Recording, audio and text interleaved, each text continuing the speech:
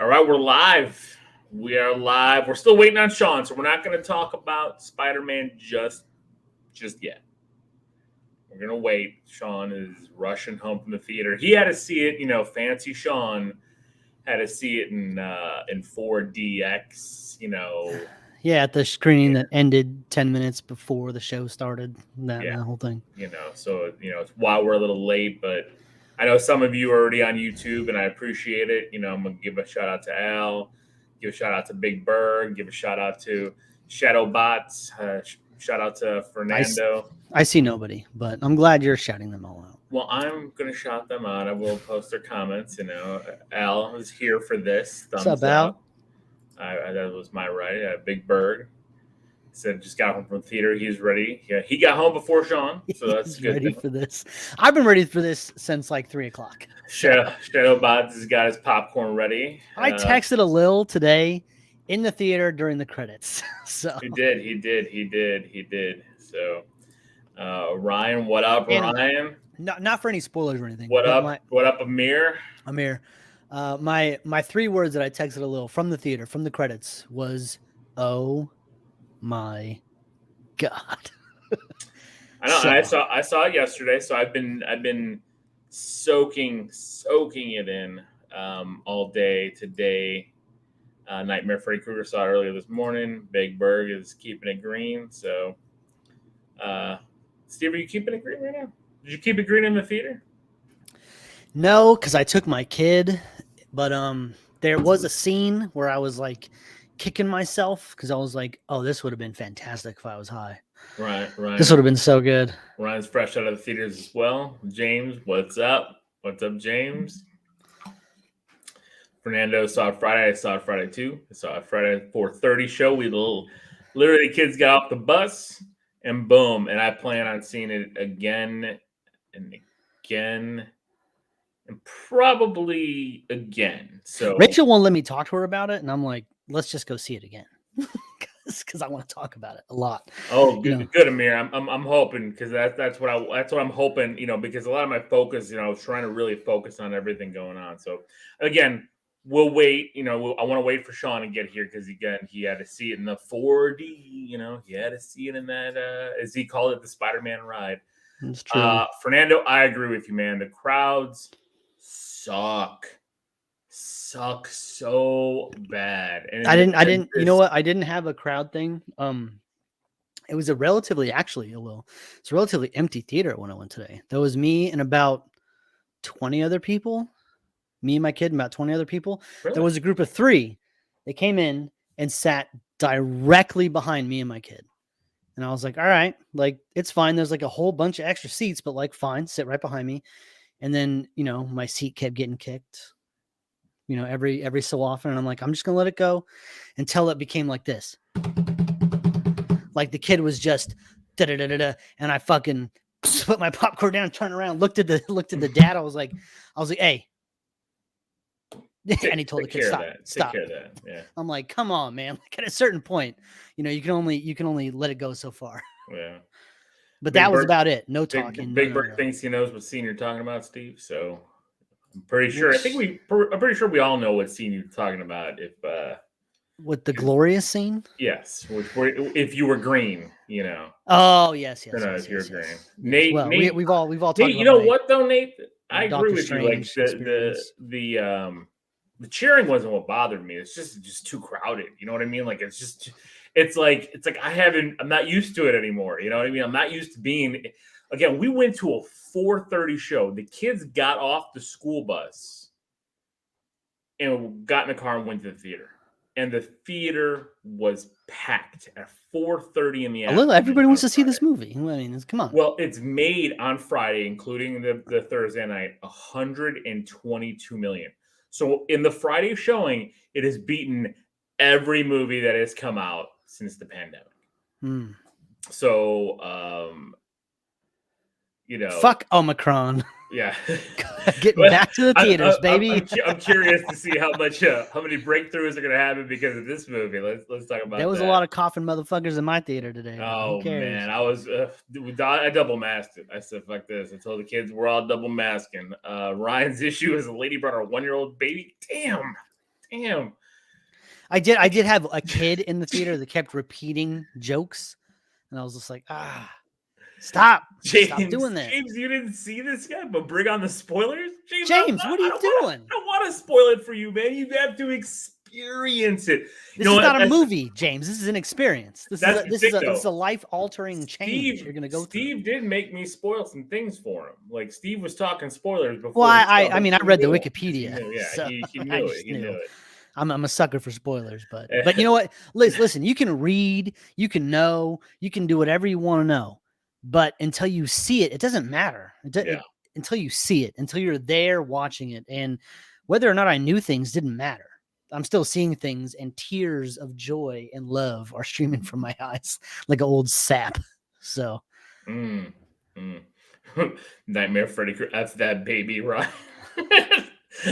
I'd dump my drink on that baby's head.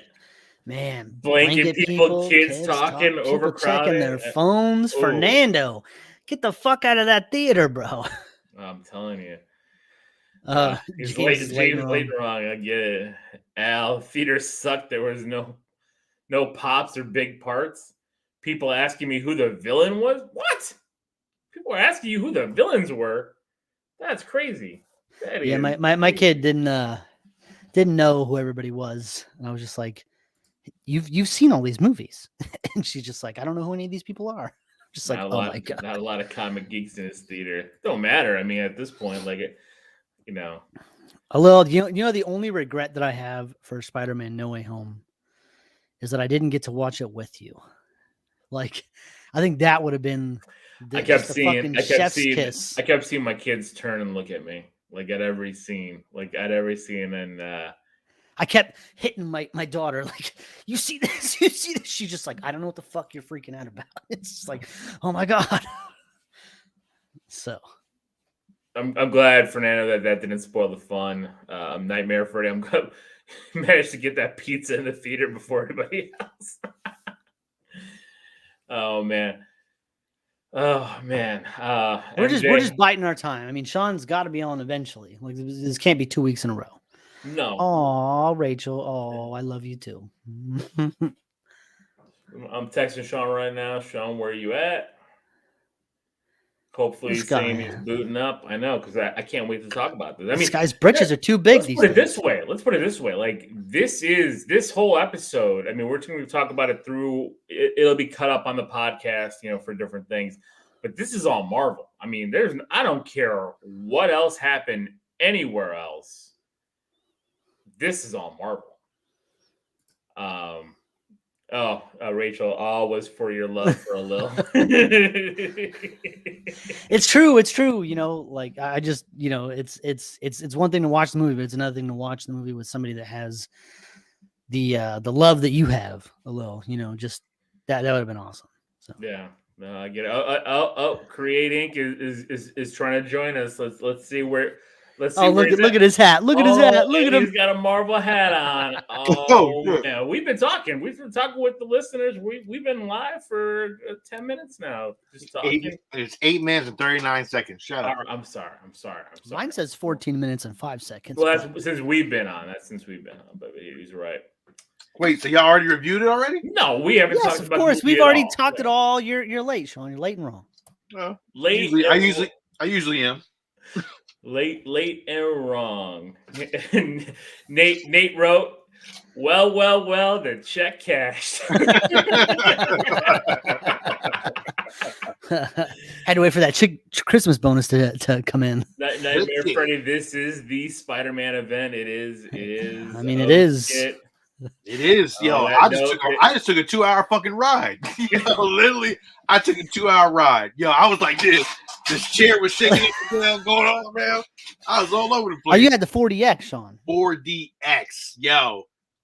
Alil, Steve, best goddamn experience of my life. I had more thwips coming across my shit. It was crazy. Was there like sound effects around from the chairs and shit? You hear the flips, you hear the water come at your face. The air coming down. What about when Sandman was there? Was it like dirt passing? Like... Yo, the Sandman shit. No, it wasn't like that. But it was like rumble and it like, and your seat was just going back and forth. It was crazy. It was wild, man. I never had a show like that before. since Universal. That was the best. So it felt like the Universal ride. Yo, Dude, I love that Spider-Man ride. Yo, so do I. That ride is just like the fucking ride. It was amazing. I tell you. All right. I mean, look. I gotta go find a 4DX. We've been waiting. Let's just do it. We're gonna do the review before we do the show. Let's do it. All right. Do I start? Do I start this? You're gonna have to like do the. Do you want to do the vocal like chime in the whole Geek Flicks blah blah blah and all that? All right. Well, here we go, guys. Listen, welcome to Geek Flicks. If you haven't watched it yet, you're about to get spoiled. So you might as well. Oh no, we've been talking. They've already said it. They've already said that they want us to spoil it. So go ahead, chime it in. Welcome to Geek Flicks. Tonight we're reviewing Spider-Man: No Way Home. This is a Lil. This is Steve. And this is Sean. And you know what? We're getting it right into it. I'm not even going to give a synopsis. I'm not even going to, it's starring. You know who's in it? Fucking everyone. Everyone's in this damn movie, and I love it. And it's a hero. It is the best Marvel movie, the best comic book movie I have ever seen, the best experience I have ever had. Personally, I get it. There will be people who feel differently, but for me, this is your end game. this was. I mean, there were lines. There were like just giant smiles. I mean, and then like having this. And I don't want to get into spoilers. No, we'll do a spoiler alert. We'll do a spoiler alert.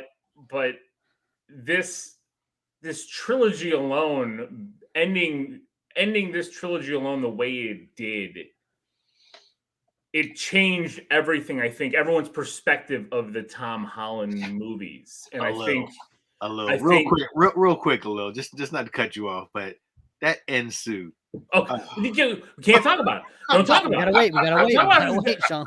I know. I couldn't help it, but I had to say something. Guess what? There's too many damn Hot Toys gonna be bought after this movie. And I thought I got a Hot Toy game, but I'm back in. I need that one is. Yeah, I need that.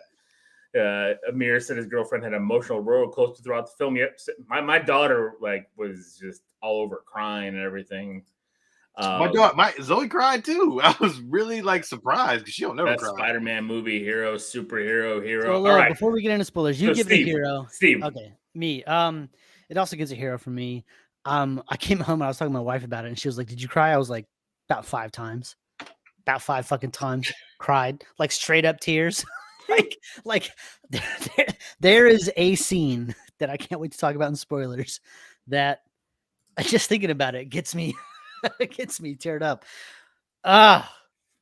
There's so much emotion in here. It ties in. I graduated high school in 2001. The first Spider-Man movie came out in 2002. This brings all of it together in just such a beautiful bow, and it's just masterful. It's one of the best times I've ever had at the theater. And although I text you while the credits were going, and I was like, I don't know if I've ever been this happy. I watching a movie. When you said that too, so when you good. said that took it to another, because I got really angry with you guys with Into the Spider-Verse. Into the Spider-Verse, sure. I got really we know. And we're not rehashing that. But then having you have this, because there were moments in this where I'm thinking about you, Steve, especially because we've had many arguments about the different Spider-Men. A little. And this fixes all of my issues with previous Spider-Man every movie. This fixes all of every movie. All the complaints I have are addressed and fixed in this film. So it's like, what else could you want? This movie literally gives you everything you could want and then some. So for me, it's just the highest of heroes. It's too good. It is. The fucking bar is set way too high. I don't know how they're gonna. It's like Endgame. How do you beat that? And then Spider-Man No Way Home comes out, and you're like, well, fuck. How do you beat that? Sean. Nicholas Hammond. That's how you beat it. My experience was probably the best movie experience I've ever had, but because it was in 4DX, that's why my movie experience was so amazing. Now, granted, I wish I would have seen a couple other movies like this in 4DX, because man, the 2 hour, I think I got whiplash. I ain't gonna hold you. It was extravaganza. It was everything that I think was awesome about all the Spider-Man universe was all come together. Now, I didn't cry. Again, I didn't cry. I cried. I got emotional in Ghostbusters. I think that was more my, that was my crying moment for a man in a movie. But this gave me more goosebumps and chills and thrills, and it just brought me. It didn't bring me back. It just made me just really love Spider-Man, and that was great. And no pun intended, it was amazing. And it was one of the most amazing movie experience. Steve, I wish I was high. It was Sean, I gotta tell you, there's a scene from the trailers where Doctor Strange and Spider-Man are fighting. And the whole time I was like, because I took my kid, so I didn't smoke weed on the way. I know you can't. Didn't smoke weed in the fucking car, But I was like, oh my God. If I was high, this would be so amazing. Steve, it would have been popcorn would taste better. Everything. Oh, the 4DX would have been such like, mwah. Yeah. It would have been perfect. Agreed. But that, or you'd have been like all crazy. You'd been like, I probably would have been tripping. I probably would have been tripping balls, but still, it was. Overall, it was up there with the original Doctor Strange. That scene. So. It was good. It was good. It makes me can't wait for what's to come.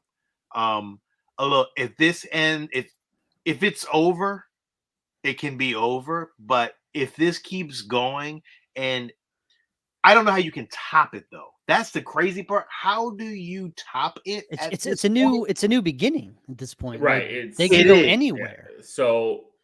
So this is a weird. In a way, I call it like a soft reboot, because it's not a reboot. But is it a reboot for Sony or a reboot for? It's not a reboot for any. It's a reboot for Tom Holland. So like, let's get into spoilers. Let's just, because I can't not talk about. This before we get into like specific story Sean, things, it's a hero, right? So it's a superhero. Yeah, look at Sean's face, of course. No, before we get into specific story things, I just wanted to say that like every single person in this movie, acting wise, knocked it out of the fucking park. There was not one person where I was like, phoning it in, nothing. Jamie Foxx was amazing. Fucking Zendaya was fantastic. Course corrected Jamie Foxx. Course corrected. I mean, like everybody. even fucking Flint Marko. What's his name? What's the actor's name from fucking Wings? What's the guy's name? See, now you got a block in my head because you're talking about Wings. God damn it, Steve. Oh, what was his name? What up here? He was in CGI the entire movie.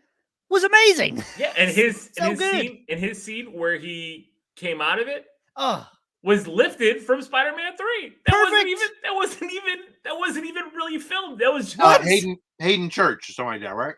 Thomas Hayden Church. Thomas Hayden Church. There you go. That was not new. No, that was lifted. Same with did Thomas Hayden Church not film scenes for this movie? He just did voiceover.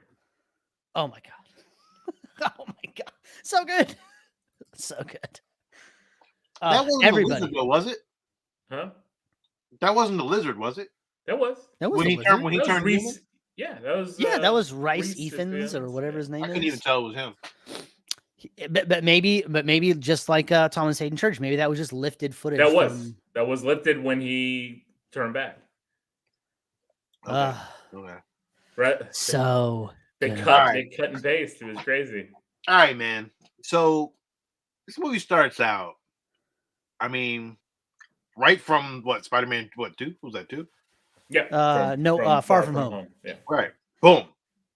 What an amazing swinging through the city scene. Just like you felt like you were with Sean in 4DX. Did you feel like you were? I felt the whole thing. The wind was in my face when we were under the tunnel. It was woof. I was like, yo, my chair was going up and down, dog. It was like, oh my gosh, like, yo, you felt everything. It was crazy. You felt the helicopters when the helicopters surrounded him, you felt the helicopter whooshing Like, you felt like in the your face. wind and all that. Oh my god, I can go on for hours with this. What about shit. the swinging in the sewers, like in the subway, then turning around in the sewer? They had a sewer crazy. smell. There was a smell. Of fucking That's sewer. not good. But it was a weird smell, but it was cool though. I was like, oh fuck. That's awesome. Yo. Here, look, we're Man, gonna give you a little bit of poo spray during Yeah, the scene. that That's cool. But it was great. It was great. It's just the wind was in my face. I felt like I was Spider-Man. I felt like I was on his back and just like riding with him. It was just one of those cool things. Like the Amazing Spider-Man 2, I think, had some of the best spider web, spider swinging through the city scenes. And I thought this opening scene was kind of like right up there with those, with him holding MJ, and I thought Zendaya's acting was fantastic throughout this. She just looked terrified. There was a scene where they jumped off the bridge and just kind of like free fell all the way down, and she was just like her fucking face. I was like, I believe it. Like that would be so fucking terrifying. Yeah. Just perfect. I got anxiety a couple of times. I was like, oh. So because they give you that camera angle from certain areas, and then you go. And this movie also like at a certain point, like Tom Holland like lands on the side of his side of his like apartment building and just sticks. And I just gotta say, like the way that this Spider-Man sticks to buildings in this movie felt better than any of the other ones. Like the way Even he's just crawling. Like there was that one little scene where he kind of crawled a little bit up the building, and I'm like, yeah, kind of like looks really good. It looked really, really good. Yeah, it did. Definitely good. What else? Well, then you find out that Happy and May have apparently Broken been up. fucking. We knew that. Yeah. Happy was very upset that Marissa Tomei is like, it's over. Who now. wouldn't be? It's Marissa Tomei. What are you doing? Yeah, clearly. What else? That was a they- funny scene when they walk in on Peter and MJ, thinking that someone was happy. She's like, use protection. I'm like, oh man. a lot of jokey moments here, but and then they surround the building and helicopters is there. Yeah, then you get the Department of Damage Control. It's the first time we've seen them in live action. That's pretty cool. No, they were in the first movie, because remember they came in and took the Vulture's stuff, Damage Control. Yeah. Oh, you're right. They did, but it wasn't the same way this one was. But here's the thing. SWAT trucks and all that. Right. Here's the thing with Damage Control. Damage Control was controlled by Tony Stark. Remember, because that's when the Vulture got mad, because Tony Stark now was getting paid to clean up his mess. Now Damage Control is its own entity because Tony's dead. And like, here's the thing with what this movie did. This movie stripped Tom Holland of a lot of this stuff in the first two movies. And it keeps doing that throughout, because like everyone, what is Tom Holland? He's a little Iron Man Jr., all this stuff. Right. I never had that problem. I always just thought it was like a cool take on Spider-Man. We've already seen the poor Spider-Man. We've already seen the down and out Spider-Man. We're getting a different version now. I always thought that was fun. I never had that issue. Yeah, and I agree. Also, Spider-Man was part of a larger universe in these Tom Holland films, and I just thought that that was just kind of par for the course. Like, I agree. Well, agree, and we get down the line later, and we'll talk about it a little bit more later. But like in these other universes, there is no Avengers, there is no Stark Tech, which is kind of interesting. Which is an interesting thing to say, especially because we're seeing a lot of this multiverse, that not every universe has an Iron Man. Not every universe has an Avengers. Well, yeah. How did you feel about the first interaction? Because we kind of felt like we already seen all of it from the trailer, but the first interaction of because I jumped. Let me go back to the Doctor Strange part, which was cool. Right, and it was changed. It wasn't what was in the trailer, because remember, Wong in the trailer told him, "Don't do it." But my question here is, where the hell is Wong always going? He's got shit to do. He's been the Sorcerer Supreme for 5 years. I think he's got shit to do. He's got fires burning. That's right. I think he's going to Shang-Chi. I think this is happening at the same time. Could be. Wong's got you see him going. Yeah, you see him going. Here's another thing. In the trailer, it made you feel like Peter Parker went to Doctor Strange because he wanted everyone to forget he was Spider-Man, because his identity was revealed. Not the case. Not even close to the case. He only went to Doctor Strange when him and Ned and MJ's college applications were being declined because they were associated with Spider-Man.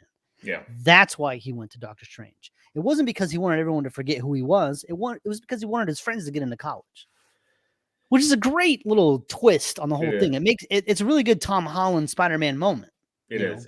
And Nightmare, thank you for bringing it up. We did not talk about Daredevil. Yeah, I was going to bring it up, but yeah, fucking awesome. How great was it seeing Matt Murdock on the big screen in the MCU? So good. Well, here's the great thing about this. Like, a lot of this movie, which we thought, a lot of the Spider-Man murder stuff, and like, you thought that he'd be going to court and all this shit. Like, that was cleared up really quick. Like, it was, right? They had no evidence for you. This wasn't it. But everyone still, like, the focus is everyone knows you're Spider-Man. And by knowing that you're Spider-Man, you've ruined the lives, like as Steve was saying, of everyone around you. That is the bigger issue here, and how it's impacting him and just trying to live a normal life. I thought that was kind of a good way to go at it, rather than having half the movie being him in jail, him having have a courtroom scene and all this kind Matt of Murdock stuff. is a good lawyer. He's a great lawyer. He catches bricks through windows. He's a fantastic lawyer. He fixed that shit up off screen. I'm a great lawyer. I know, man. That was amazing. So yeah, we get to move away from that legal shit right into them being like paparazzi'd at high school, and how terrible that would be.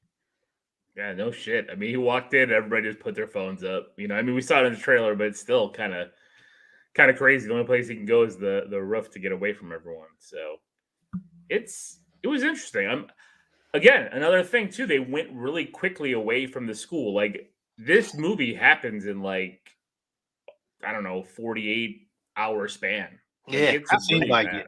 I like the spell scene too, when he goes down, he's talking to Doctor Strange, and like it's not exactly from the trailer, but it's like, at first it's like, all right, fine, MJ will remember you.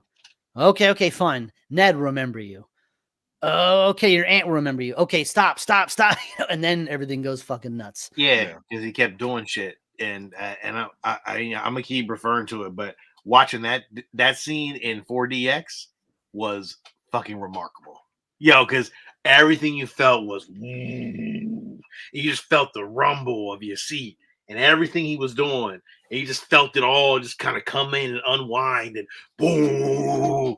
It felt crazy. Flash was a super douche. Flash had a fucking book he wrote. Flashpoint.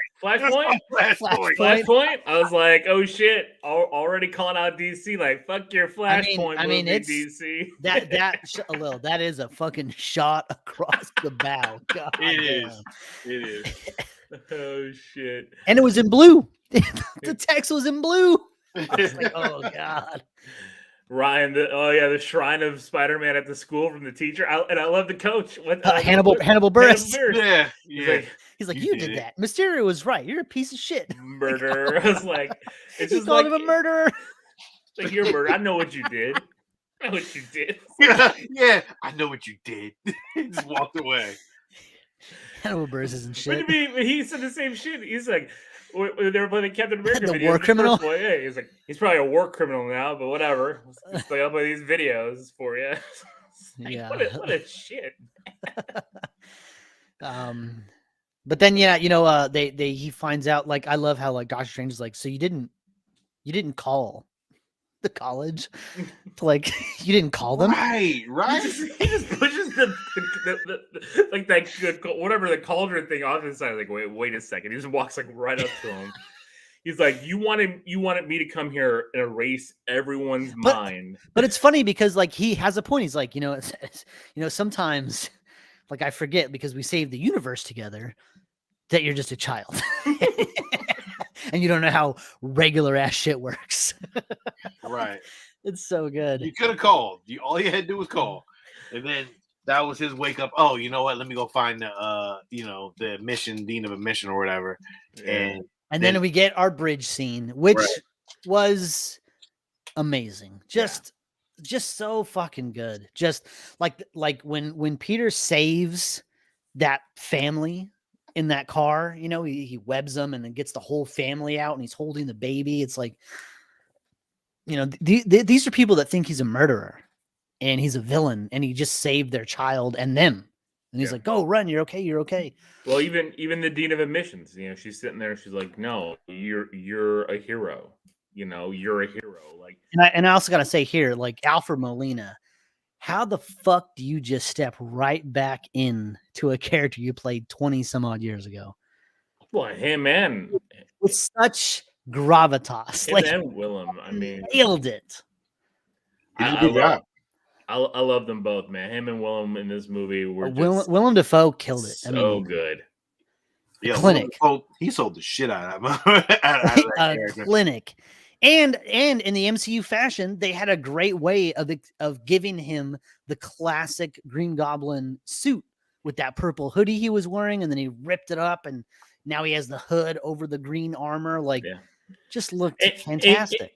And he's got that crazy ass goblin type face anyway. Yeah, he don't need a mask. Fuck it. Yeah, it would have been nice though, but it's okay. We only got the mask for like a solid 10 seconds before he shattered it. So, but it was still cool to see it. Yeah, I like that scene too with him at the feast place with May. Oh, he was stealing donuts and shit. Exactly. He's just stealing donuts. Like he's a homeless man, like literally somebody in the street just like stealing shit. Well, and the fact that we've all seen that black and gold Spider-Man suit in the trailers and all that, and the fact that the reason why it's a black and gold suit is because it's covered in green paint on the outside, so he had to turn it inside out to wear it because it was just covered in green shit, and you see all the little wires popping out. Yeah, it was all fucked up. And he's got like the little fucking iPhone duct taped to his chest. Yeah, and I liked how Doctor Strange, he put the villains in their little jail cells through Peter in one because he took his little web slinger, and then he made it magic. Yeah, into a Doctor Strange kind of thing, and that was awesome. Yeah, it was cool. It was so good. Yeah, that was great. Hold on, Alil's gone, and he's recording. Well, let's keep recording. I guess I don't know where Alil. Well, he's doing the thing. It's still live. I don't know if we're still live because Alil's the one that broadcasted it. Well, it looks like we're still alive right now, so we can keep talking. I mean, it looks like we're still live. But anyway, Alil says my internet crashed. If he's broadcasting it, I mean, I can't see any comments. Can you see comments? I can't see comments. Well, is anybody saying something? Let's see. Somebody just said something. True to Goblin's character, he tried to eat May's Thanksgiving food in the first. Oh, it says. Okay, yeah, I see and hear y'all. We can hear you guys. Still good. Okay, so we're still good. Okay, all right. Sorry, I mean, Alil's not here, but he's. Are we gonna have to send Alil the link? I don't know how this works. I don't know. Who cares? I mean, this is a little shit, so I don't know how this. We'll figure it out. We'll bring it back in when we get to the last part. We'll bring it back in. Well, this is when we get to the fight with Electro. Right. That was okay. I mean, I enjoyed that part. I thought the Sandman part was cool. I thought Electro really didn't do a lot in this movie. I think Jamie Foxx did a lot. Jamie Foxx did a lot, and I think Jamie Foxx was Jamie Foxx before he was even Electro. So I love how he's like, y'all gonna sit here and stand like I'm not fucking butt ass naked. Yeah, Jamie Foxx moment. So I thought that was really good. But him as Electro, he didn't do a lot of like Electro things. I said Alil's keyboard is too sticky. Because he was running.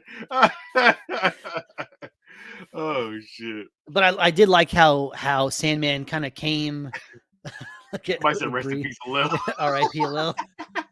He loved it too much. Too much of a good thing. Too much of a good thing. I liked how Sandman kind of came in and helped Spider-Man with Electro, like blocked all that electricity coming at him. Yeah. Oh, there's a link.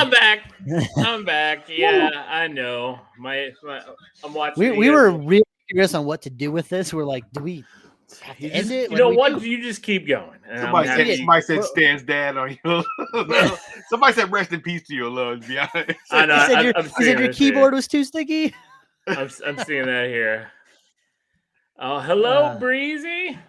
So we were See, talking about my internet crashed. how awesome it was that Flint Marko came and protected Spider-Man against Electro's thing. And I also think that was another great scene of Spider-Man swinging through those electrical towers through the woods and shit. Like that looked phenomenal. It was great. Yeah. That's a poster I want. That sunset with the black towers, like all in silhouette with Spider-Man just fucking flying. I would love to have that. That was cool. There's so many poster scenes in this movie. Get to the end and god damn. I can't wait. Mondo's gonna go crazy with that. And I will be going crazy as they should. Them. I will be going crazy ordering them. This whole new room will be just postered in that shit. Fuck everything else. I believe it. What else? Yeah, but I did like that because I like that Flint too. Like when he realized it wasn't his Peter, kind of like took a pause. Like I don't know if I. Well, at first he didn't, but then Peter took his mask off, and then he's like, "Okay, what the?" Well, no, it was when Peter shot Electro, and he disappeared, and he was like, "Did you kill him? What the fuck?" You know, and then he started to get all antsy, and then Doctor Strange tossed him into the little cell, and that's when we kind of get our first shot at, like, I love how they keep calling the lizard the dinosaur. Like, that was really funny. They're like, the dinosaur can talk. They did, yeah, that was crazy. It was cool though. They did a really good job with it. I love when they showed just his eyes, like it was a weird glow just of his eyes. They didn't show his whole face. They just showed his eyes. Well, there was a jump scare moment too when he first got introduced, like after the bridge fight scene, when Peter Parker's just in the Sanctum Sanctorum in the basement, and then like the lizard just fucking hits the screen, like that came out of nowhere. And that was like, holy shit. That was in the trailer, but it still worked. Like, not like that. It wasn't expected, right? That's what I'm saying. Like they cut those trailers pretty damn well. They really did, except for the fact that like the Brazil trailer where Lizard got kicked in the face. Yeah, he got kicked in the fucking face. Yeah, we saw that. It was amazing. And also, guess what? We're in spoilers. All those little blue screen pictures you saw, all that grainy ass shit. All true. Fucking real as shit. So I know. The internet wins. Andrew Garfield on the scaffolding, and like everybody's like, no, it's cutting his head off. Exact scene in the film. So I was like, oh God. That was right there. His hand was up and everything. I was like, son of a bitch. But we've already gotten to that point, I guess. But what happens after Electro? Well, this is the Doctor Strange and Spider-Man fight scene, right? Because he's got them all, and they're all the villains are interacting because they're talking about Osborn, like Akka saying, Osborn's dead. You know, he died 2 years prior. They've all come out of different points. They all realize that they died. Yeah. Except for Lizard. Well, Sandman. Like, I didn't die. And Sandman didn't die either. Sandman didn't die either. Like Sandman just drifted away. That's the thing. The spell brought people in, and this is the plot hole. This is the one plot hole it brought in everyone who knew Peter Parker was Spider-Man. That's what the spell was doing, and that's why all these people were coming in. But all those guys did know Peter Parker was Spider-Man. Electro never knew Peter Parker was Spider-Man in Amazing Spider-Man 2. I went back and watched it. Really? And he did not find out. Well, guess what? Unless it was off screen and Dane DeHaan told him before the big fight scene. That plot hole because Jamie Foxx rectified his entire motherfucking character in this movie. So for me, it's a win. I agree. I agree. I said at that point, I don't care. Like it doesn't matter to me. So, and also the bridge scene, the Dr. Octopus bridge scene was better than any Dr. Octopus versus Spider-Man fight in Spider-Man 2. So for me, that rectifies that 100%. So, I mean, it's just all of it. They just killed it. Pierre, send me some of that fan art. Yeah, send me some of that fan art, Pierre. That'd be great. But yeah, I mean, like and especially that scene too, where Spider-Man, was taken out of his body and stuff, and still was able to use his spider sense to move. Oh, that was fucking awesome. Doctor Strange is like, "How are you doing this?" He's like in slow motion, like. It's so good. I love how Peter was like, "This feels amazing." I was like, "Oh man, that's what being high is. That's keeping it green. That's what you doing." Yeah. It was great with the portals, Spider-Man webbing himself, and that was all nice. And then again, like this huge kind of like it reminds me of like Inception, with the city folding in on itself and all that. How was that in the 4D? John, or the What? 40X? The mirror dimension, the Spider-Man versus Doctor Strange fight. Again, Steve.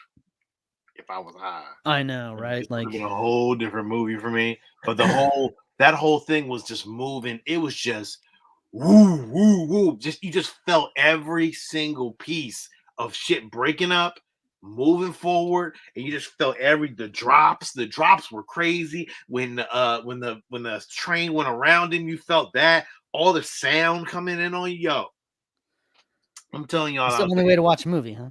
Yo, it's the only fucking way to watch a big budget movie. Like this. 4DX is the only way to go. May not be the best way to watch a Western, but no, superhero movies. Man, superhero or movies. a rom-com. Doctor Strange. I can't wait to go see Doctor Strange in 4DX. I wish I would have won seen Ghostbusters in 4DX. Like it was just amazing. It's just a different experience. It's just a whole different experience. Nightmare, you did call out. They did have the squiggly Spider-Man lines in that scene, which was awesome. You know what? I guess you're right. A little that Electro did not know because he thought he was black. Yeah. Oh, that was another funny scene, but we'll get there. But I love how like Spider-Man actually beats Doctor Strange in the mirror dimension because he's like, you know what's cooler than magic? Math. He beats him with geometry and then steals his sling ring and leaves him in the mirror dimension. Which I'm just skipping ahead again. When Doctor Strange finally comes back, he's like, I was hovering above the Grand Canyon for 12 hours. So mad. He was pissed.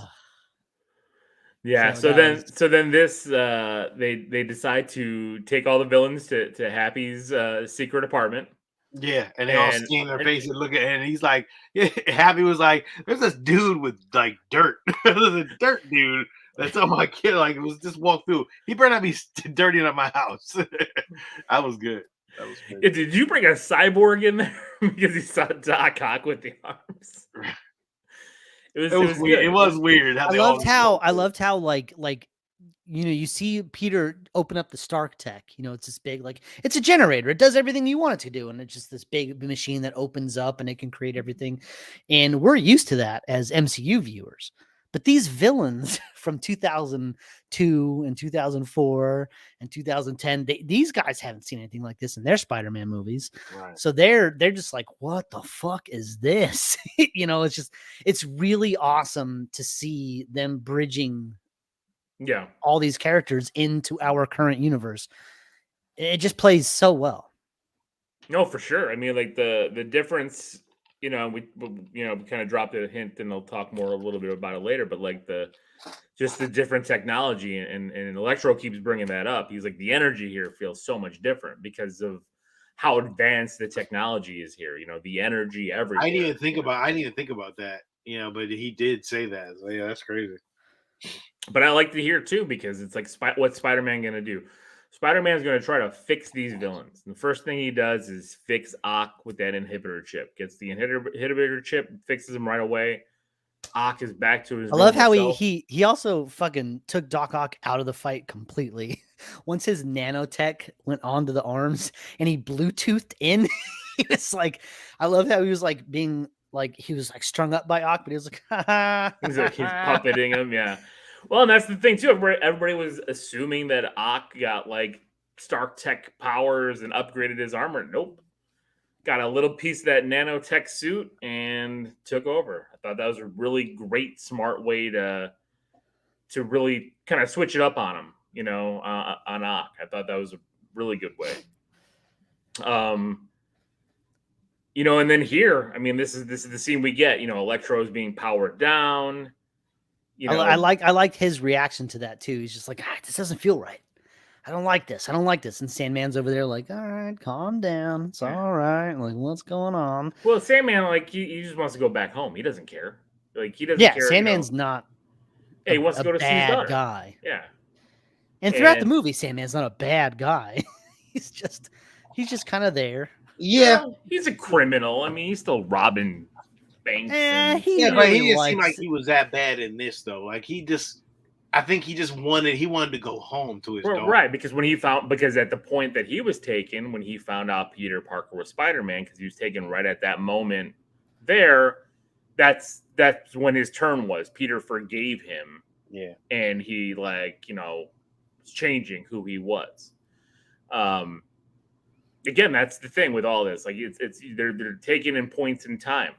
Like Goblin is taken at his scene is not at his death. He's taken at the point in time at Thanksgiving, because that's when he found out that Peter was Spider-Man. Ock is taken at that time because he even says it. I had my hands around his. That's face. when Peter's mask came off. Yeah, when exactly. His mask off. And he said, brilliant but lazy. And so like all these things were really into crazy points in time, and that's why I couldn't figure out like with Electro like his thing. But again, here we go. Otto's talking to Goblin about like how he's going to be whole again. He's going to be himself again. Yeah. And no, Norman. Goblin comes out. Yeah. I also liked how I love when Peter's like his spider sense just starts going off. It kind of looks like a panic attack is happening. A little, right? Like, doesn't that look like feels what like how feels like how I felt during this part, and it feels like I feel all the time. Yes. I also like the first time that Peter Parker's Tom Holland's talking about the Green Goblin. He was like a flying green elf. That was funny. Yeah, because the suit, I mean, that's what it looks like, right? I mean, look at that suit now, like especially what he's seen. Like, yeah, it's kind of good that they took the suit out. I mean, that's the whole thing. It makes sense to take the mask out. But I'll tell you this. So this is the moment where Green Goblin kind of loses his shit. Hold on.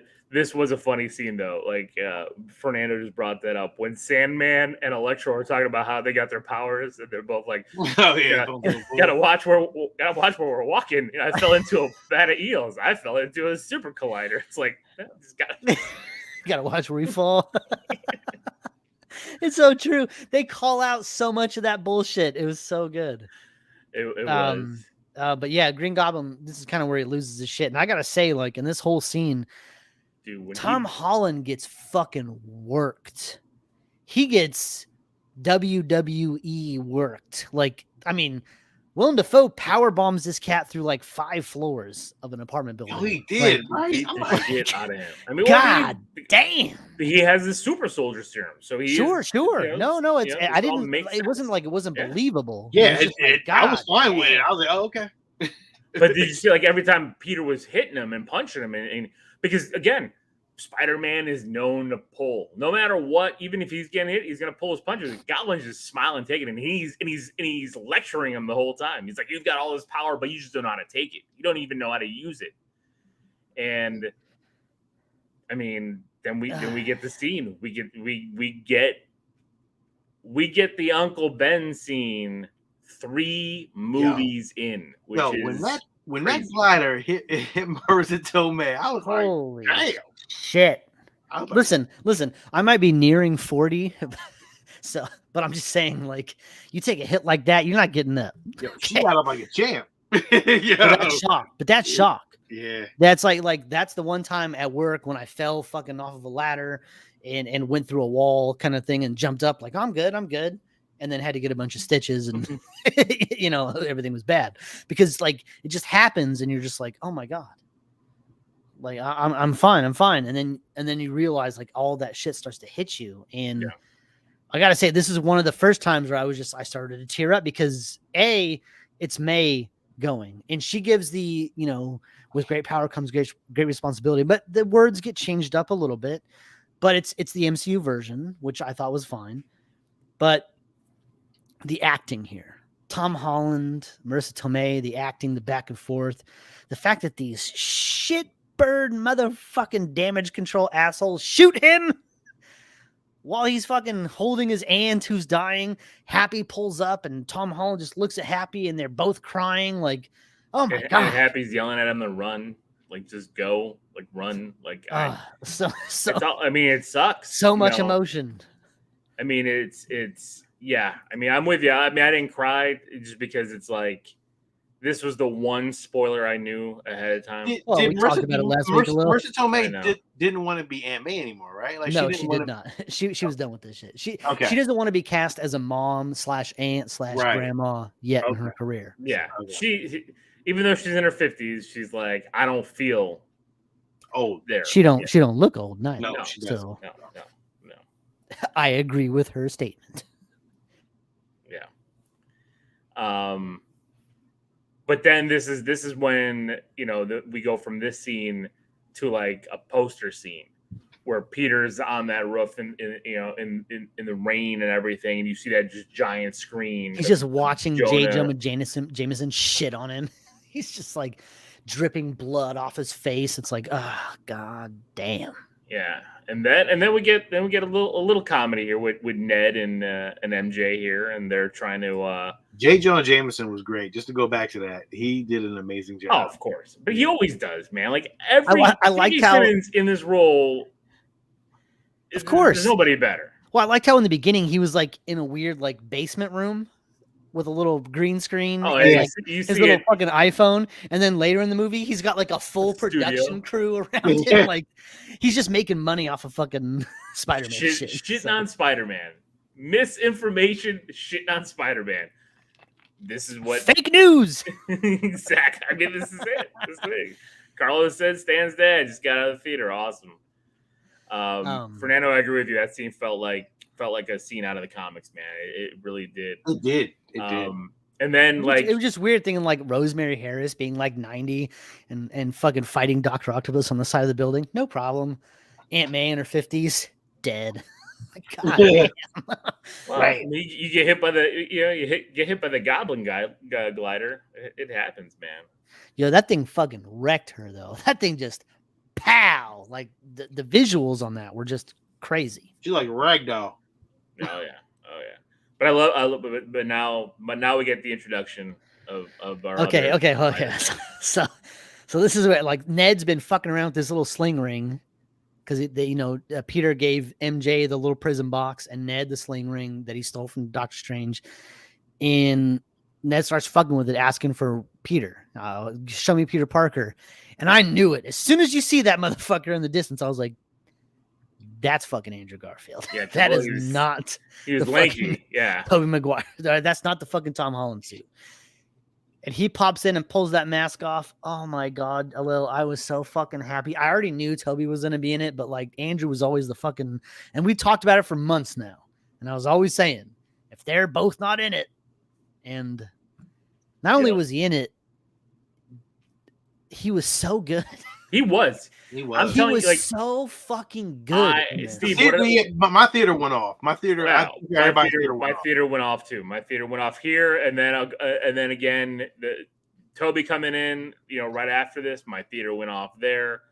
I love how they're like, how prove to me you're Peter Parker, and he just put his hand on the ceiling and then hovered. They're like, crawl around. He's like, no, Yeah. fucking crawl around. He's like, is this not good enough? I'm hanging from my fingertips from the ceiling, and then the grandma's like, can you get that spider web for me? He was like, Stop throwing bread at me. They're throwing bread at him. It was so good. Oh my god, this was so good. And then of course, they bring in Toby, and Toby comes in wearing like a fucking blazer and a little button up, and they have a little We fucking call him a pastor. He called him flip a fight. youth pastor. He did it like a pastor. Well, he's like, all right, so we're gonna go fight. Like, are you gonna keep looking like a youth pastor? Or are you gonna suit up? And I love how he pulled his collar down, and the fucking Spider-Man suit was under it. I was like, oh! I know. I was worried there because so good. it Right, was, Sean? So good. it was quite a bit of time that he didn't have a suit on. He was his youth pastor clothing, and I'm like, if they don't put But him you know in what? the suit, Before that even happens, like, they find Tom Holland. He's sitting on the roof. He's crying. That was another really moving scene where Ned and MJ come to him, and that motherfucker was crying for real. Like, Tom Holland was accessing some deep shit in his personal life to make those tears, because that was real cry. And then he looks up, and you see Andrew and Toby with the moonlight behind him on top of that building. Yo. Fucking another poster. It was the best. It was the best shit. Oh my god. Yo, I'm not gonna hold you. This was the best shit to see. To see 3 Spider-Mans from 3 different eras of fucking movies and Spider-Man films was one of the most iconic things I've ever fucking seen in my life. Sean, I'm right there with you. But even Star Wars was great to see Han Solo and listen. but it was not this. Look, Sean, I'm a DC head. You know, Zack Snyder's Justice League, so good. This is better than that. This is better than that. This is the top end all be all so far of comic book movies for me.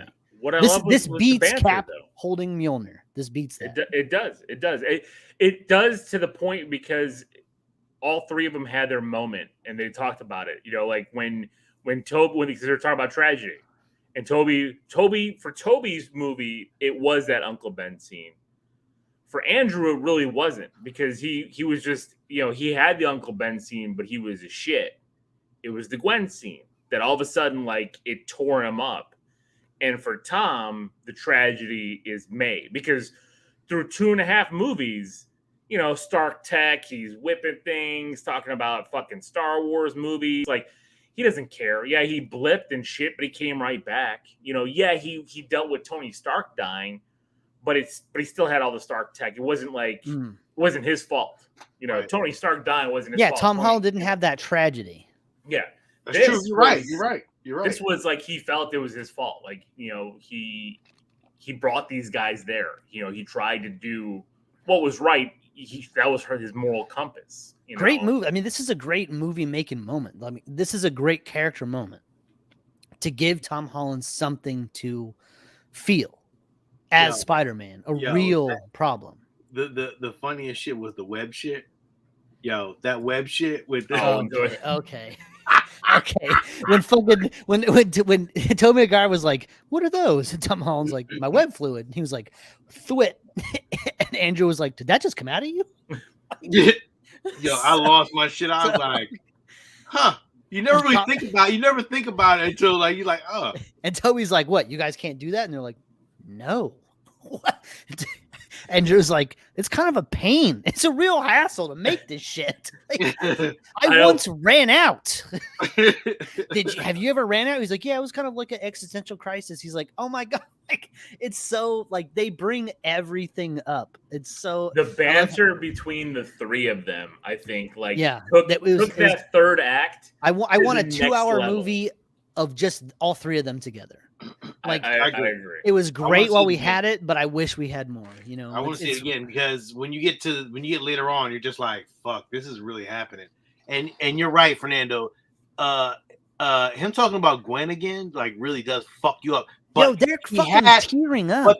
But the greatest thing was that he redeemed himself. I know, and that is my favorite scene of the entire film, Sean. Oh, that scene right there. It got me too a little bit. He's like, you did it. We'll talk about that in a second, but I did like how they were talking about blockage. I liked how Tom Holland was like, does that just come out of your wrists or does it come out of other places? That was great. That was great. It looks so bad. I'm like, what? It was great banter when they were all three just there, and that was cool too. Because I didn't really think they were going to get that moment of talking to each other, but you did, and it was like a good couple minutes. Like it was a great back and forth. Not only that, all the suits were perfect. Everything. And they were also like too. They were being scientists together, breaking shit down in the lab. I love that moment where Tom and Zendaya are like nose to nose, like being all lovey, and fucking Andrew's looking at him and he's like, feeling longingly. And I also like how we didn't get to see this in the movies, but Andrew's talking about, he's like, yeah, after Gwen died, like I went nuts. Like I fucking raged out. I stopped pulling punches. I was like, oh man, like, you went dark. I want to see that fucking ground level I want to see that shit. That was really great. I also loved where like they were talking about like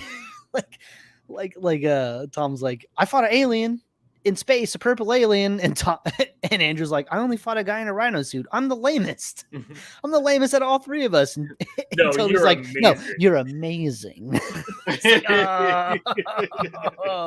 Zing, zing, zing. So many zings. Oh yeah, Fernando brought it up too, like the scene when they were doing the science thing, and they're all both talking about, my best friend, he's dead because he tried to kill me, and he's dead. He's like, yeah, me too. Did you have a best friend? He's like, yeah, he died in my arms.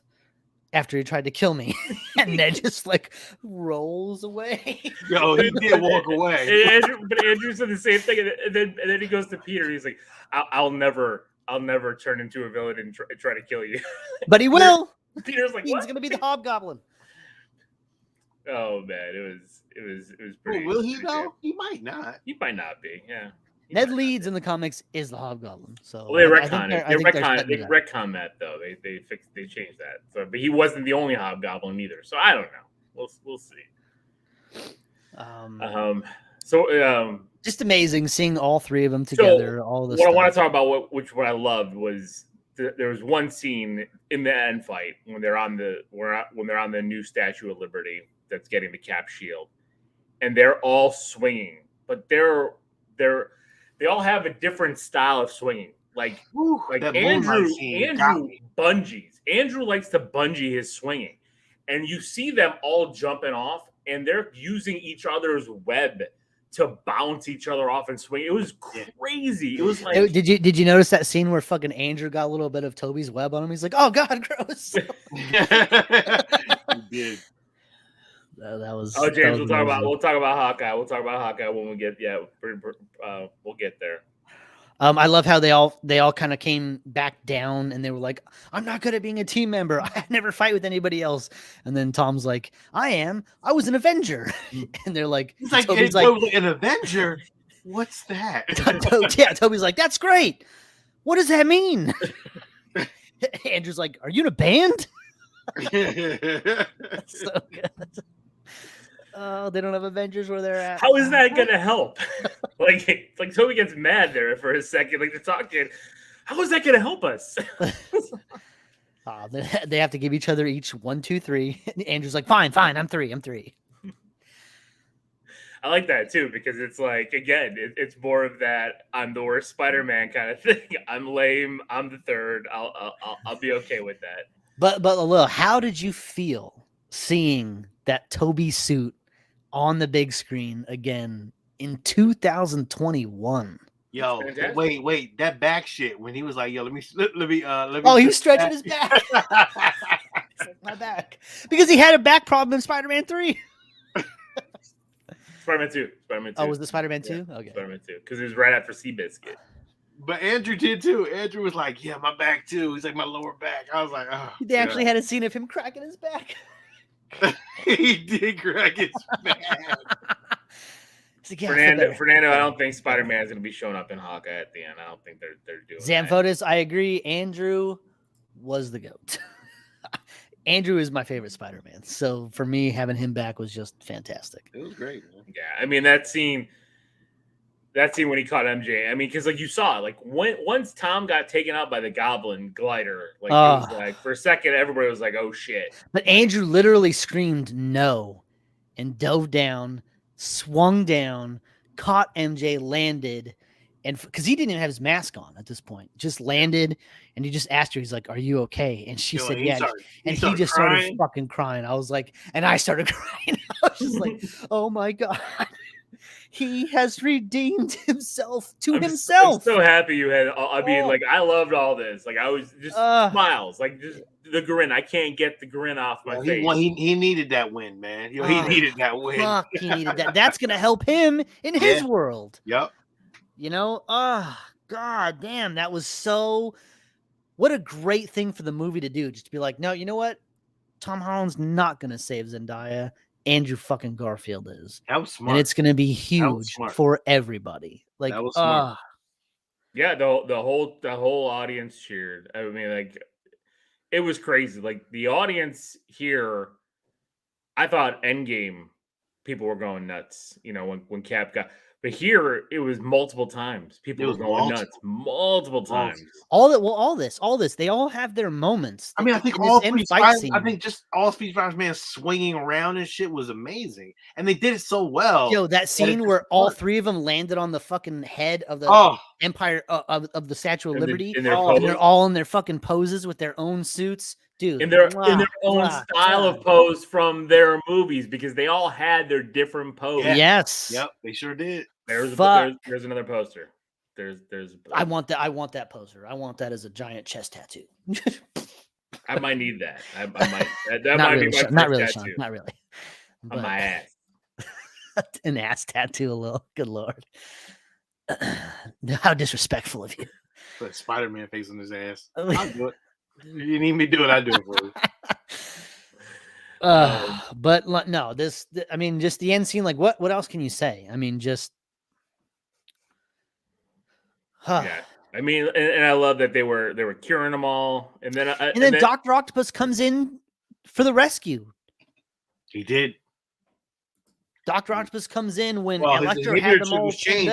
I thought Jamie Foxx actually switched it back, but he didn't. So, which was good. Well, how about the fact that Jamie Foxx took an arc reactor as his energy source? Like, how crazy is that? You're bringing in fucking a villain from the Amazing Spider-Man 2 and giving him Tony Stark tech to enhance his superpowers. Yeah. Like, what can't be done at this point in time?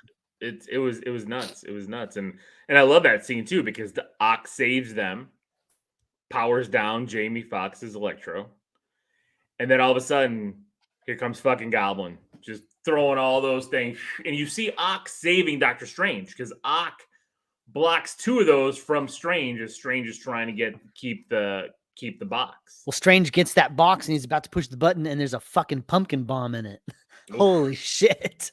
Blows the shit out of everything. And you see, I bomb. cannot wait for this to come out on Blu-ray so I can pause the clouds because you see Kraven. I seen Scorpio. I saw Rhino, Scorpion like the comic accurate Rhino. Yeah, because you see the horn. Yeah, I I was able to pull those three out. That was the one that I saw. I didn't see anybody else, but I did see. Yeah, I definitely seen Kraven. You see Kraven because you see the staff there. Yeah, so I was like that. And he had like a lion mane on or some shit.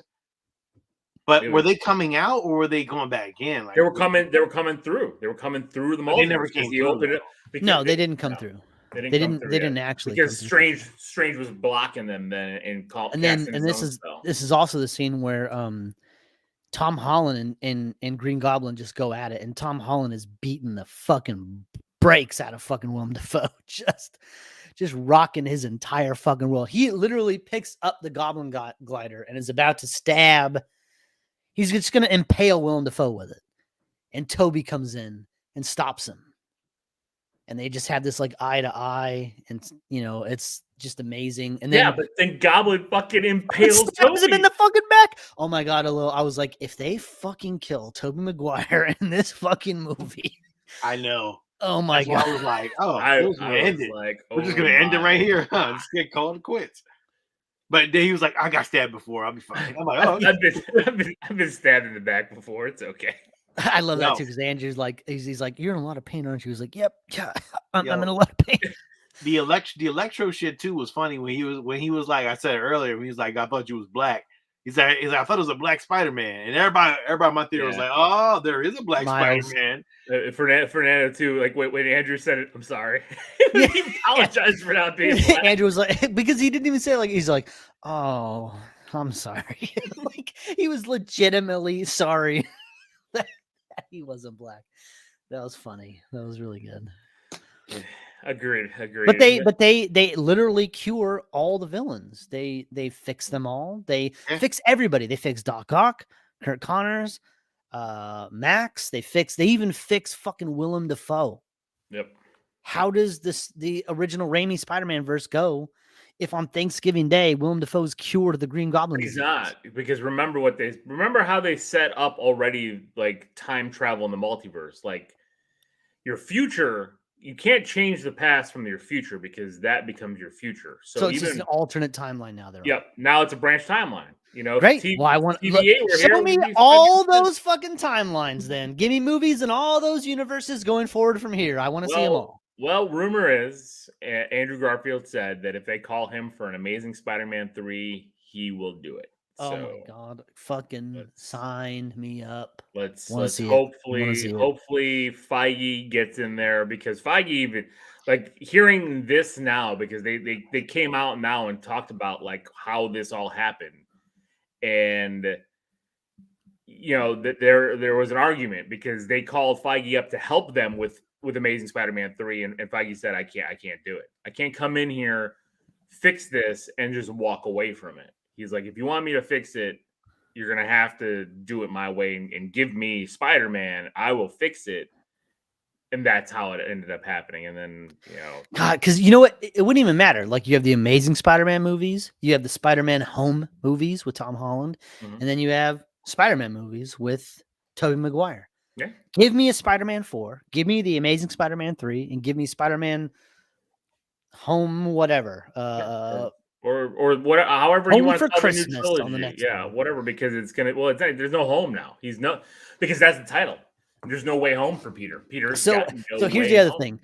At the end of the day, the only way to stop everybody from coming through the multiverse is for Doctor Strange to do the original spell and make everybody forget who, not only that Peter Parker is Spider-Man, but forget who Peter Parker is completely. Yep. Peter Parker is erased. He is no one. He is to anybody. I mean, like, he is Peter Parker, but nobody knows, nobody cares. He's nothing.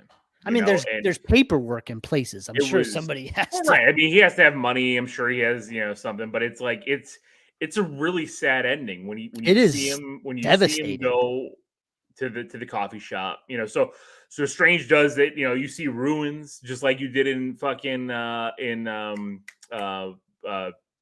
WandaVision. Right.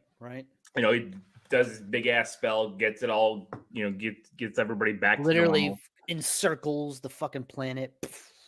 All the way around.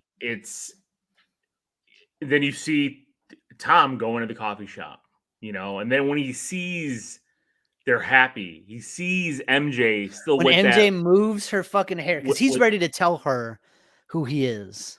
He's ready to tell her everything, spill the beans, and she moves her hair and he sees the Band-Aid. Yeah, because he saw the mark and he was worried about he's her just being like, hurt. no, I can't ever hurt.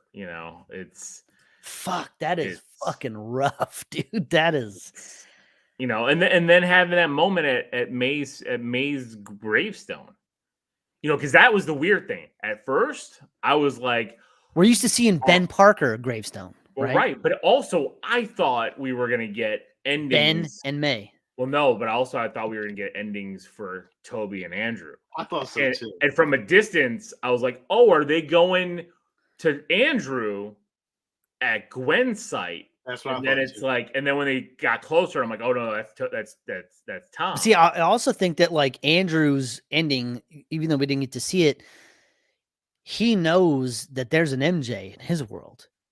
Tom Holland has an MJ. Yeah. He talked to Toby. Toby has an MJ. He's like, yeah, it was hard, but we made it work. Like, you saw, like, when Tobey Maguire said, yeah, it's been really hard and it's been a lot of work, but like we made it work. Andrew had that moment where he's like, oh, like I can have this too. There might be something for me. Like, yeah, that was really good. I would like to see them again. I hope we get to see them one more time and maybe another movie, or maybe we get Spider-Man. Maybe. The Amazing Spider-Man. The rumor that I read is that they're in talks to reprise their roles for the Secret Wars movie. We could have multiple Spider-Men for the Secret Wars. Which would be fun, but again, that's more on an epic battle scale thing. Right. I want to see more grounded in their universe. Sure, I want to see their stories. More of them. So that's more of their stories. Like I know they won't. I mean, we might get one more Andrew, movie to finish his. Toby looked pretty old, man. Toby looked pretty old. But the thing is I think if they do that and then try to bring in a Miles, you're still doing all these. I think it might end up becoming oversaturation of Spider-Man. Maybe. Well, I mean, maybe, but like, I'm for it. I'm Lil, you're ready for it, of course. My body. There's never an oversaturation.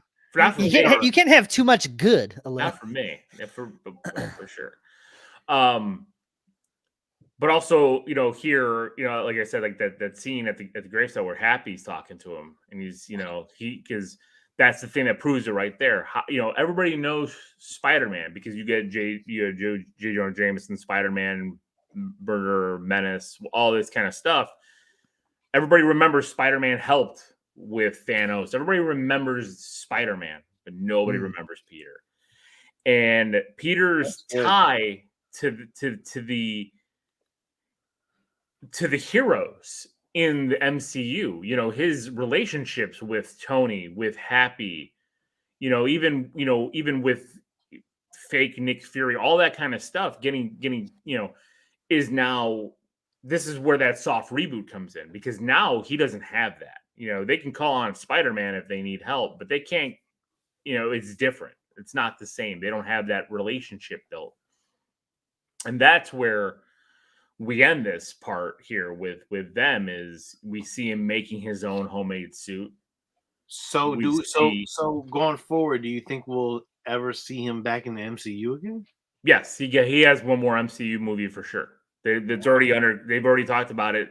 The head of Sony said Tom Holland's going to be in an MCU movie, and Tom Holland and Kevin Feige today said they're already working on Spider-Man 4. Do you want to know what I noticed in the credits? We'll get to it. I know. Well, no, not. I'm not talking about the credit scenes. I'm just saying the credits themselves. Lot of Sony, a lot of Columbia Pictures. That's all I've seen too. No Marvel. Oh, it's not a Marvel Studios. Oh, sure, a little thing. Kevin Feige. I mean, the very end was like Sony, Columbia Pictures, and I was like, God, they did Pascal Pictures. That's how I was like, oh. Yeah, Pascal Pictures. Like, because Amy Pascal got that in her the email lady. Buyout. All right, she got that in her buyout. So, although let's get to the real meat and potatoes of this. That suit is fucking amazing. I can't wait for that hot toy. That blue the suit. bright blue, the bright red, the actual black webbing on it. Oh, I just wish we would have gotten like a slow motion, like static shot kind of at the end where you really got to see it in its full glory. I wanted to see it too. I didn't get a chance to see it, but it was still it was really quick and flowing, but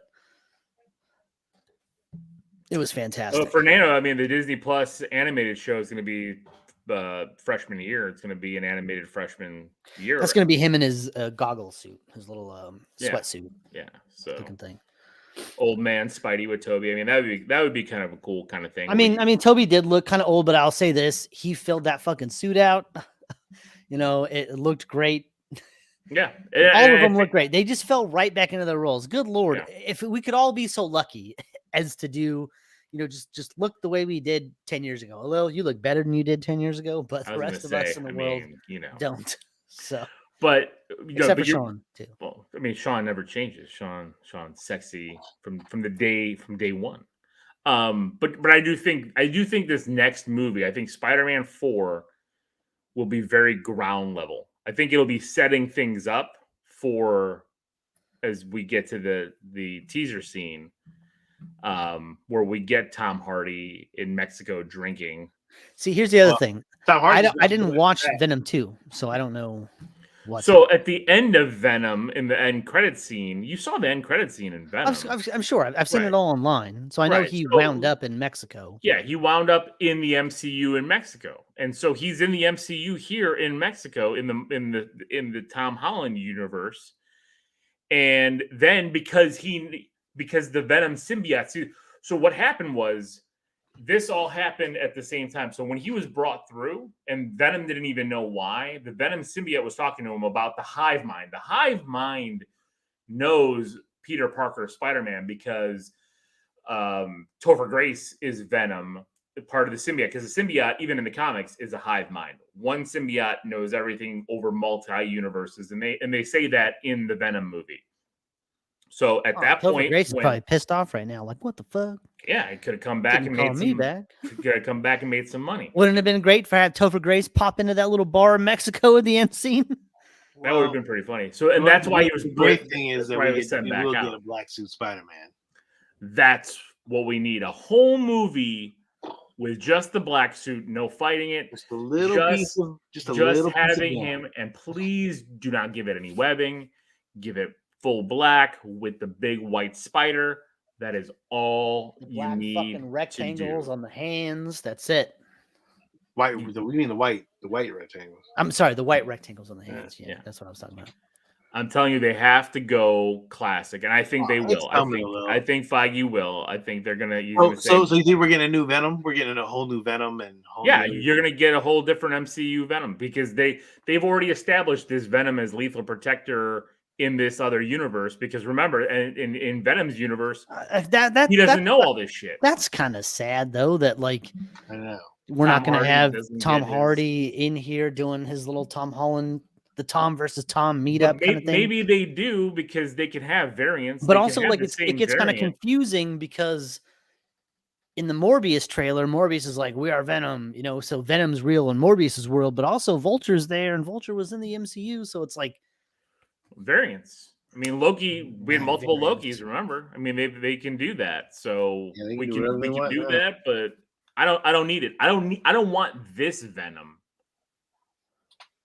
Oh no, I don't want How they portrayed him in 2 movies. Ugh, God, garbage. Being the Venom that Just give us a new Venom. I'm fine with a new Venom.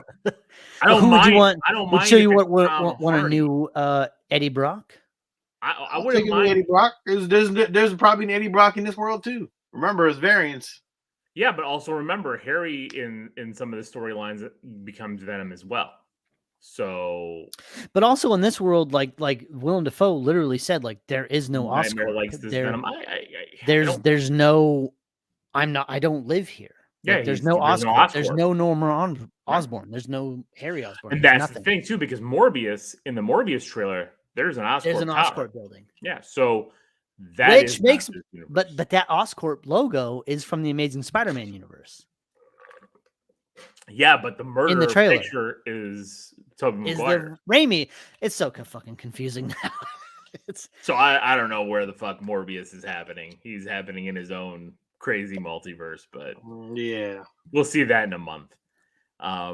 maybe we get Blip back or something. Who knows? But we're gonna get But proper Black Mary Suit. Jane's father is Michael Keaton, right? No, it was Liz Allen's father. Liz in the first yeah, movie. that was Liz Oh, in that's the right. first It was movie. Liz Yeah, Allen. yeah. That's right. Damn, forgot. And in this movie, they dropped that she is Watson. Michelle Yep. Jones She did. Watson. Michelle not Mary Jones Jane Watson. Right. So I did like that. I did like that. I But liked how Doc Ock was like Mary Jane, and she was like, "No, Michelle Jones," and Ned was like, like he had like a laugh, like a weed laugh. It's like Mary Jane, but it's interesting. I didn't even think about that one. That's hilarious. So that's it. That really is it. I mean, the Doctor Strange trailer. Yeah, we can talk about that. I mean, we're talking about everything. Doctor we gotta Strange get in into the Hawkeye, Multiverse too. of Madness literally spins out of the issues from this film. It has to be, yeah. It is the spell from this movie that brings out Baron Mordo and everybody else to fuck with him because of this. Because of what he did in this film. Like, that's awesome. And what do we get? We get a variant evil Doctor fucking Strange. It's not going to be the same one from What If. Of course it is. It's not. He it looks is. different. Why I is think it, I bet you he's Well, different. it's they you know what? Doctor Strange looked different in that too because it was animated. This Oh. is that motherfucker. Yeah, This is that motherfucker from that show. He is trapped in something a little that he gets out of. This is that Doctor Strange. And Benedict Cumberbatch voiced him. That is that motherfucker. Yeah, Okay. I agree. I mean, I I don't like know, Baron maybe. Mordo with the fucking dreads. I think that looks really cool. I thought like Scarlet Witch looked awesome. Her suit's a little updated from WandaVision. Zam Fortis hates Venom too. We just need to acknowledge that the fact that how much he hates Venom because he has said trash. Venom is trash. We all agree with you. there's I don't no see the disagreement comments. there. I didn't see that part. Yeah, Venom he is spelled it garbage. out. TRAS.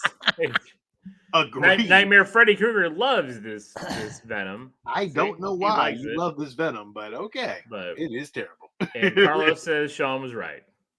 About Everything. everything. Sean's always right? Well, it's always right.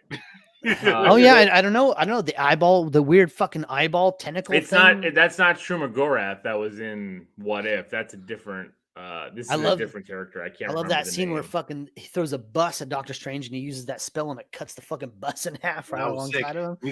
We got our first appearance of America Sanchez. Is that what it is? Chavez. Chavez. That's Sanchez. America Chavez. Her coat with the star on the back. Yeah, Wow. I mean, and her power is she Sean. can travel the multiverse. Travel- Sean, I'm getting fucking high before I see Doctor Strange: The Multiverse of Madness. Yeah, I'm smoking definitely so going by much fucking myself. weed before Going by that. myself. I'm definitely going to the 4D.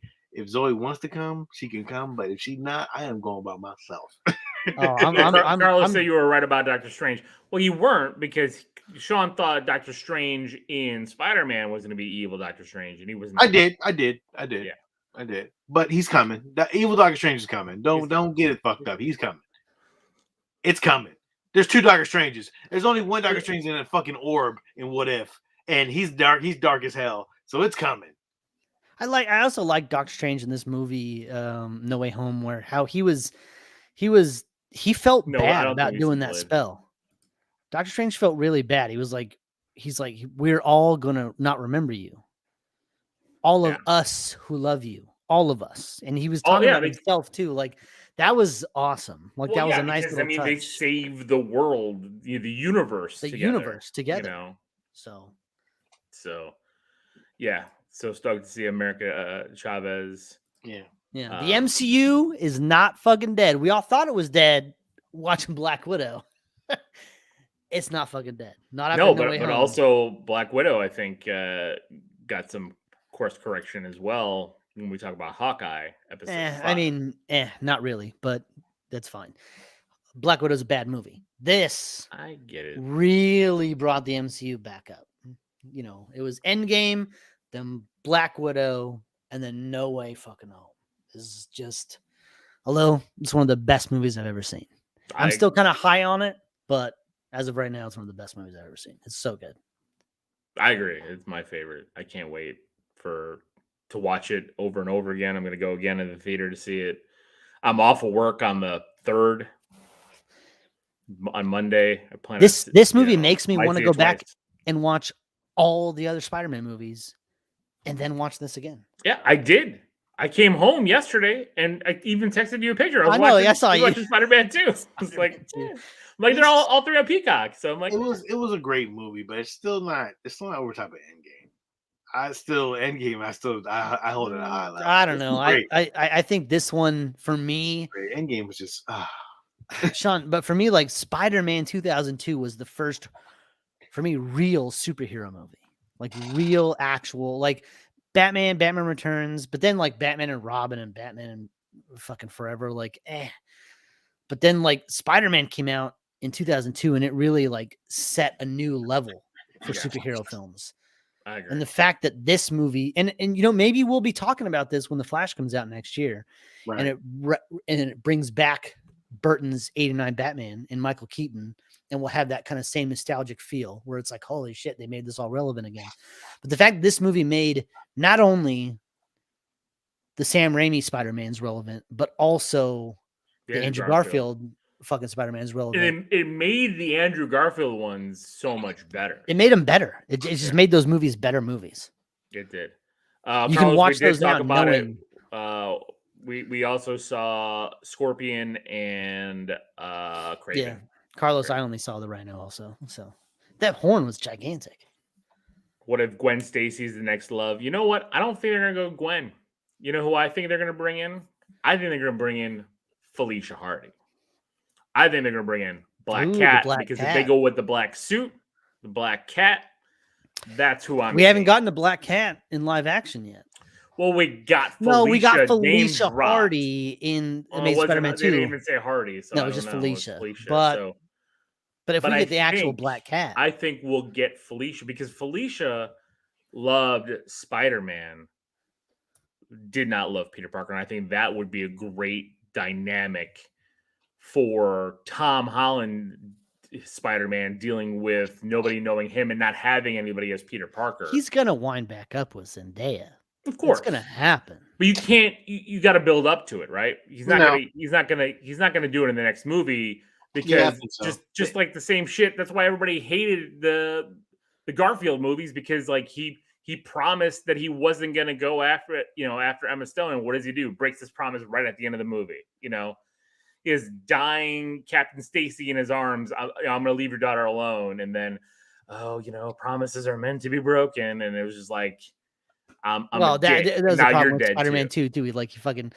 He breaks up with her, then gets back with her, then breaks up with her, then gets back with her. It's like, God damn, Andrew, stop spinning this lady through wheels. I think she's in it. I think MJ will be back. I think MJ will be this overarching thing for Peter to work on. But I also think Felicia Hardy bringing Black Cat and him having the alter ego dealing with it, where he could be Spider-Man. Because, I mean, they did a great job with it in the cartoons, right? Because he had both the girls. You know, he was fighting through both. He was trying to date Felicia. He was trying to date MJ. I think that's a good thing to do, especially with the black suit situation. Because in the comics, in the black suit, there was that whole thing where the Black Cat loved him in the black suit. So I think that's where they're going. That's what I would do, because you also bring in a different love interest rather than Mary Jane and Gwen again. You already brought Liz in the first movie. You're not going to bring Betty Brant in as a love interest because I think it's Felicia. All right. Well, so, I'd be okay with that. Jason Thomas wants to know, what about Flash? Dude, I don't know. I don't want this Flash Thompson in these movies to do anything. I don't want him to be Agent Venom. I don't like this Flash. I mean, they could change him up. I mean, they could make him better. He's still a D-bag, but you can recast him. That'd be great. I don't like his face. I don't like his voice. I don't like this guy at all. Nothing about him.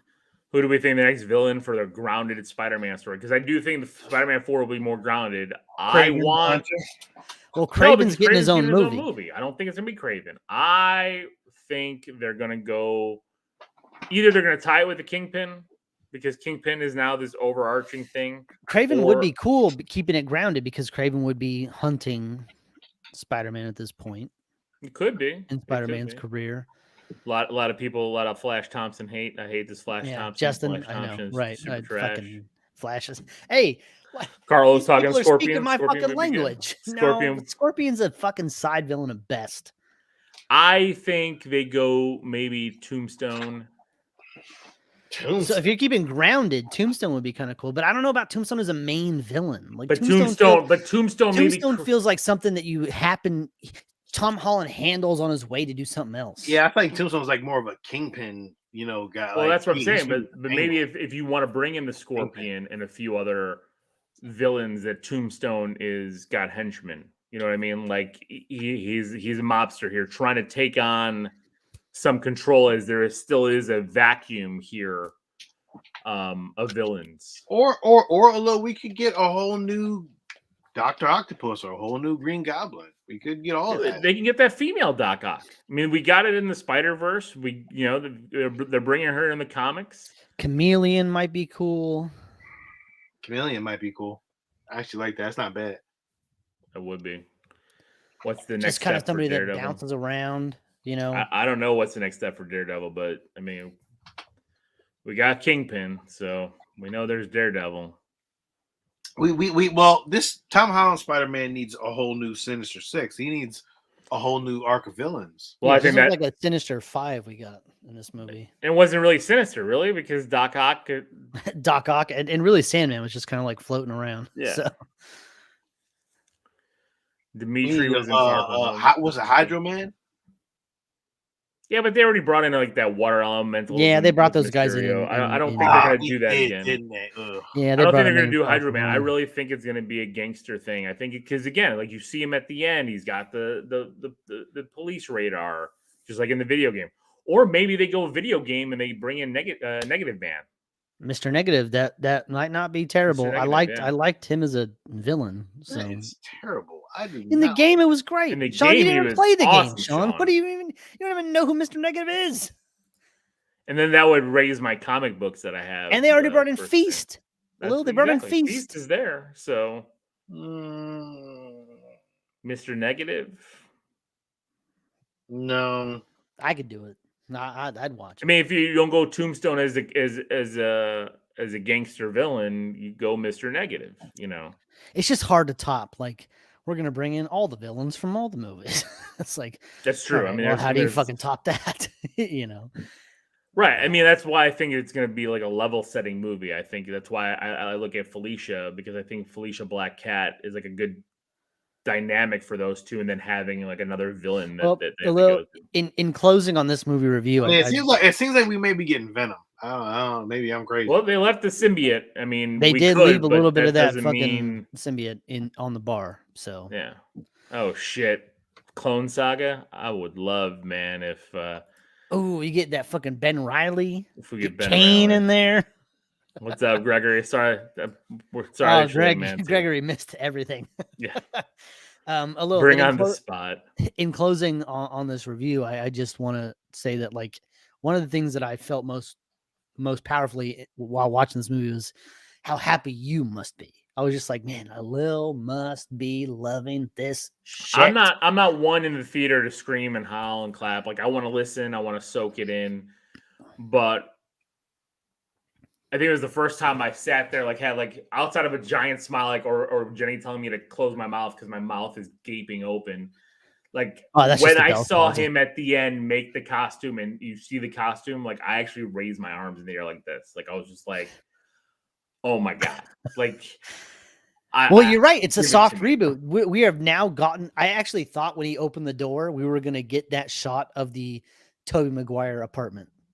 We didn't. It was close. I was waiting for Mr. Ditkovich saying, rent is due. Rent there on the 1st of the month. Don't be late. Like, it was that close. I mean, he is broken shit. He is broken shit now, though. He is definitely a broke Spider-Man. Yeah, we're broke Spider-Man. We have gotten past the fucking Stark Tech, past the Avengers, past all that. The Avengers don't even know who he is. Nobody. Nothing. They know Spider-Man. They know Spider-Man. They don't know who Spider-Man is. How about that to reboot your franchise? You think Strange remembers who he is? No, because remember, Strange even said it in the thing. He's not going to remember. Yeah. But Strange knows something happened because in the trailer, he goes to Wanda about the multiverse. Like, something fucking happened. So maybe that's a way to bring it kind of back in a little bit. I don't know. Maybe, but I don't think they do. I think they leave it here with this. And what a great thing! Ryan wants to know if he's going to work at the Daily Bugle. You know what? I would love that. I would love for him to go and work and get photos for J. Jonah Jameson. I think just do it. I need more just to go back, just to go back to the original Spider-Man shit. After we've already done all this extra Spider-Man shit, just to go back to the base again. Well, he'll probably be a podcaster now. No, J. Jonah Jameson's got money. He's got backing. Yeah, he had a film crew. Remember, he had a film crew at May's or at Happy's apartment building. Well, even at the end when he's talking about the menace, the Spider-Man menace. You know, why doesn't he take his mask off and show us who he is? All that shit. He was still in a soundstage with a camera crew and the whole thing. Yeah. So, of course, I mean, they did a Brand New Day better than they did in the comics. I mean, Brand New Day in the comics was garbage, you know. But I'm telling you, like I don't know. I can keep talking about this, but this suit was so good. I can't wait to see like high res stills. Like, I've seen the stills, but I want high res stills of this suit. And I need the next movie to have this suit. Like, don't give me like the the X-Men Apocalypse, where you give me the fucking X-Men suits at the end of it and then give me different suits in the next fucking movie. This has to be the suit. Do not change the suit. This is the suit. That's it. So, all right. Well, that's it for our Spider-Man review. I think it's time to talk about Hawkeye. Oh, we're just jumping into the show. We're just jumping into the show. We're going to talk about the show. We'll slice this up on the podcast. We got a lot of people on, a lot of people commenting. I think I forgot to watch Hawkeye. Did you really? No, I'm just kidding. Oh, I was about to say, what the fuck, Steve? It's an ongoing joke. I love that we have confirmation that it's the Kingpin. I love that Vincent D'Onofrio. Oh, just skipping right to the fucking last 10 seconds. It is. Cool. It's fucking what are we going to talk about? It's the fucking Kingpin. We got. What are we going to talk about? We got Yelena here. I love Yelena eating Kraft macaroni and cheese with sriracha sauce. With fucking sriracha. I loved her snap. That was cool. That You know, was her like, snap awesome. scene. Yeah, That was really awesome. good. Again, and that's what I'm saying. Like, I think that it helped. Maybe not fixed Black Widow, but I think it helped enhance it more because we like Yelena in Black Widow, but I think like bringing her here and seeing that extra kind of keeps building up on that. I think that's what I really liked about that. Ryan, anybody who breaks in your house and cooks Kraft mac and cheese I with like hot sauce how is a psycho. I like how Kraft macaroni and cheese has become a thing. Especially after we talked about it for Thanksgiving. I'm really worried that people think that I like it. I don't like it. I just haven't had good macaroni and cheese. I think we all think you like it. Steve. I don't That's like why it. Everybody says it. I used to like it. It was really good back in the day. I haven't had it in a couple years, so it's been. It's not good now. Decades. It's terrible now. I'm sorry, I haven't had it. Oh, Sean, you know what else? Look, fuck Kraft. How about this? You know that Cheetos has come out with their own brand of macaroni and cheese? They have flaming hot, my kids cheddar, eating it. and jalapeno It's version. the same shit, Sean, but it's just I've tried it. Cheetos It flavor. is. It is garbage. Oh my god. It's terrible. My kids like it. Why? I didn't get it. Their grandma bought it for them. I was like, I don't know. I don't know why. I bought it on a whim. I was just at the store. It was like 50 cents a box. I was like, well, fuck it. Let's just give it a shot. do we Terrible. get Bullseye in season 2 of Hawkeye? No, I don't think we're getting Bullseye in season 2 of Bring the Hawkeye. comments up. I can't see them here. Yeah, I I did. Sorry. I did. Here. Do we get Bullseye in season 2 of Hawkeye? Oh, okay. No. We get him in season 1 of Daredevil. Yeah, I think because I think the Kingpin's going to play a big role. Oh, what do you mean Daredevil's season? coming. You mean I season think- one? You mean season 1 of Disney Plus Daredevil? Is that what you're doing? Yeah. I think Disney Plus Daredevil. I think we getting a movie Daredevil or we getting a Disney season 1 Daredevil TV show. I think Either we're one gonna is coming. Well, here's the thing. I think Echo, like Kingpin's going to play a part in Echo, right? Because Kingpin is part of her origin story. Of course. And I like how they set it up here too, because the Ronin got a tip from the Kingpin, Right. to take Echo's dad out. Right. See, we all thought Ronin was somebody else, but now Ronin is actually It was Clint. actually Clint. Clint killed everybody. Yeah, We didn't. Did you think that Ronan was somebody else? I did. Well, I thought There's he a was chance in the comics the Ronin was somebody different. Before. I was just going. I was just going by the movies. Ronan was clearly Clint in the movies. No. I thought somebody got the costume after and was wearing it, and I thought Kingpin, put the doobie doo on him, but clearly that wasn't the case. In this one, the Kingpin did put a doobie doo, but doobie doo. it was, I guess it was, he wasn't told the right information and he went and killed people. So that's what I'm getting from it. That she assumes that the Kingpin pulled the hit on Yeah. her father. I also think that this episode kind of more puts in more into the theory that Laura is Mockingbird. I don't know what the fuck Laura is, but Laura's got some shit with her and a dark Yo, past. she has a I didn't past, know bro. I didn't know what the fuck who the fuck she was. She has some deep-seated shit because she talks in code. She knows all the shit about everything. Yeah, and she just gives Clint the like, go ahead, do what you gotta do. I'm like, damn. Hey, let me tell you something. I'm like, That's not a normal lady. I'm like, this is That's not how the normal wife, ladies this is act. not the wife that I thought we had in all those other movies. I did not know she was like this. My wife wouldn't be cool with that. Living on the farm, raising your children. Yeah. I didn't know she was so like, yo, go ahead. She and he called her and he was like, yeah, this is getting bad. And he was like, it might be bad for us and the kids. And she was like, but we're so far away. Like, she's with the shit. She is in the shit. Yeah. So, I'm like, was she a Black Widow or some shit? Like something's there. Could be. I need to know. I need this. I'm tired. This secretive shit ain't working for me. I need to know.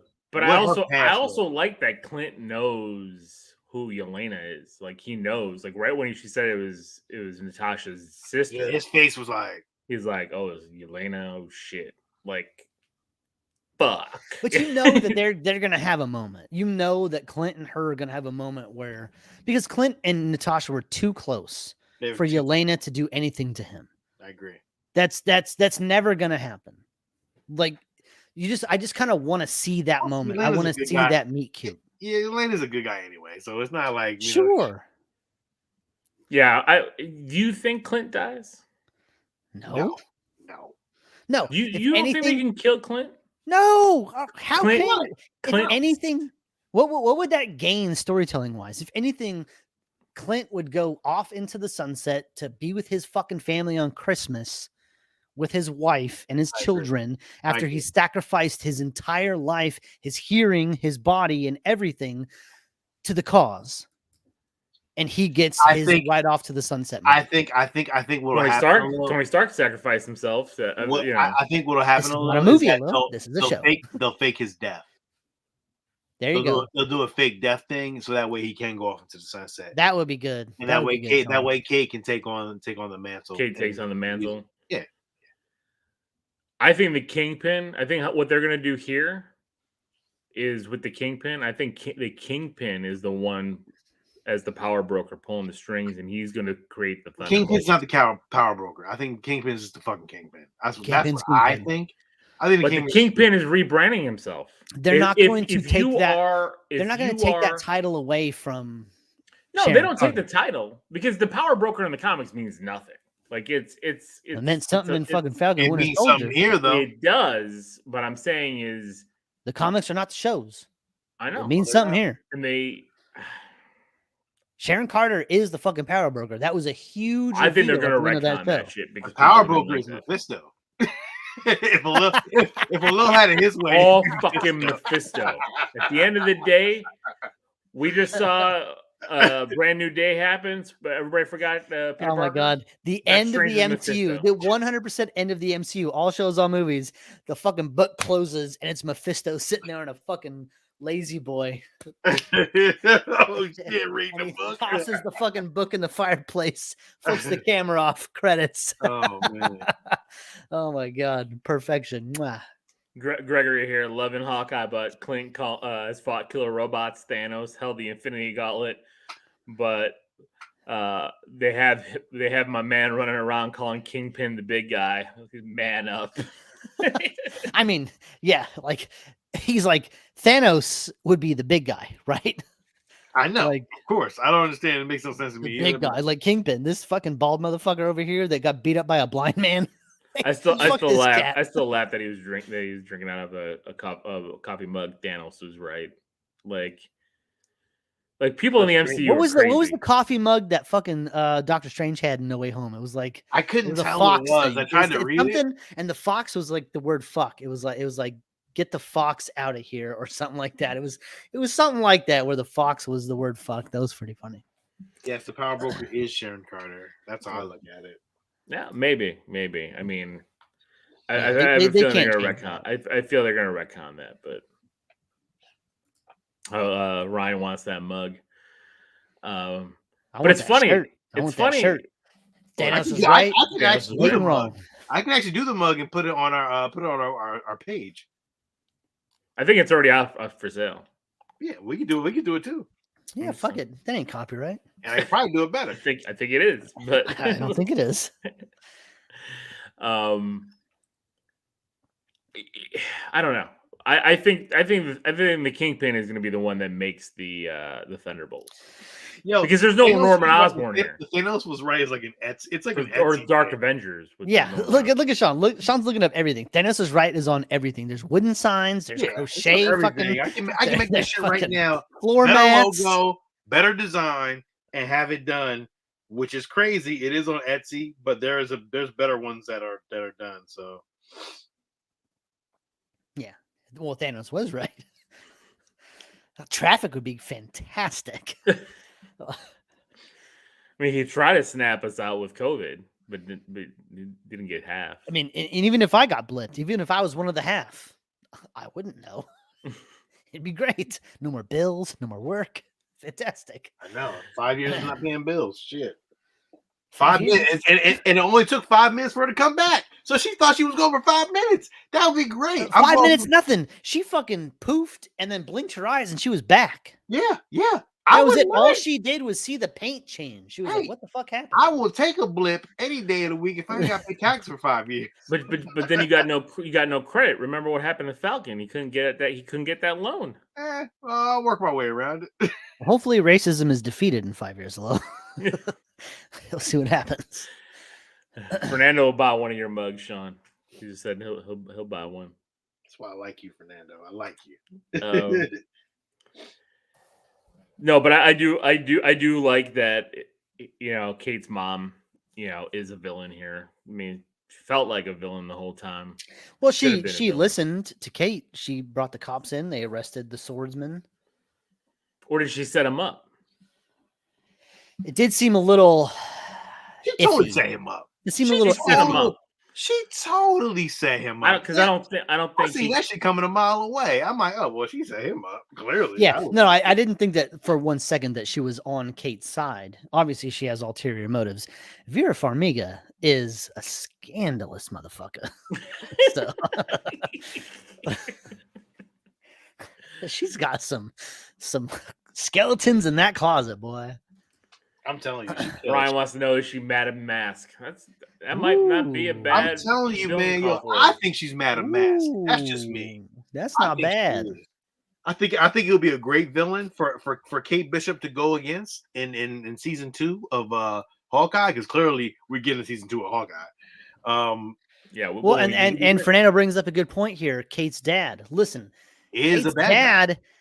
We never saw him dead. He was just there in her room, and then suddenly he was gone. No, he's definitely dead. He's definitely dead. And you know what? Is he dead though? Or did he fucking dip out?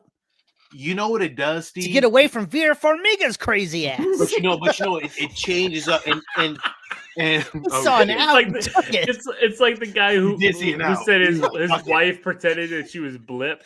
Right. And left. Kate's dad fucking sleeping with the enemy at her ass. He was like, oh shit, building's exploding. I'm fucking gone. Bye, bitch.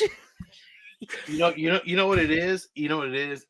This is Marvel changing up the gender of well, it's just of gender narrative. It's doing all the different stuff. It's just we just talked about with Spider-Man with Anna May getting the line. I mean, they want to follow the books to a point, but they don't want you just to have this be a rehash of the comics. It's all different.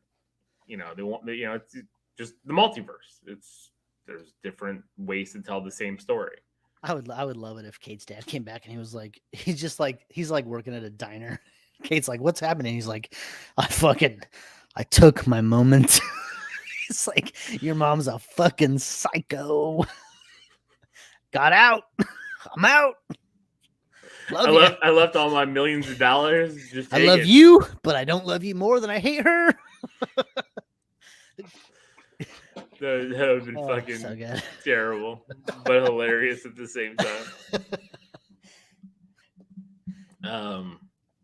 Yeah, I'm curious. Also, I'm really curious about this finale because rumor is it's an hour long. It's upsetting though that we haven't gotten any after credit scenes. A little upset. Well, we probably will in the season finale, but also I like that with Kingpin in here. It really does solidify the Netflix MCU series as canon. Yeah.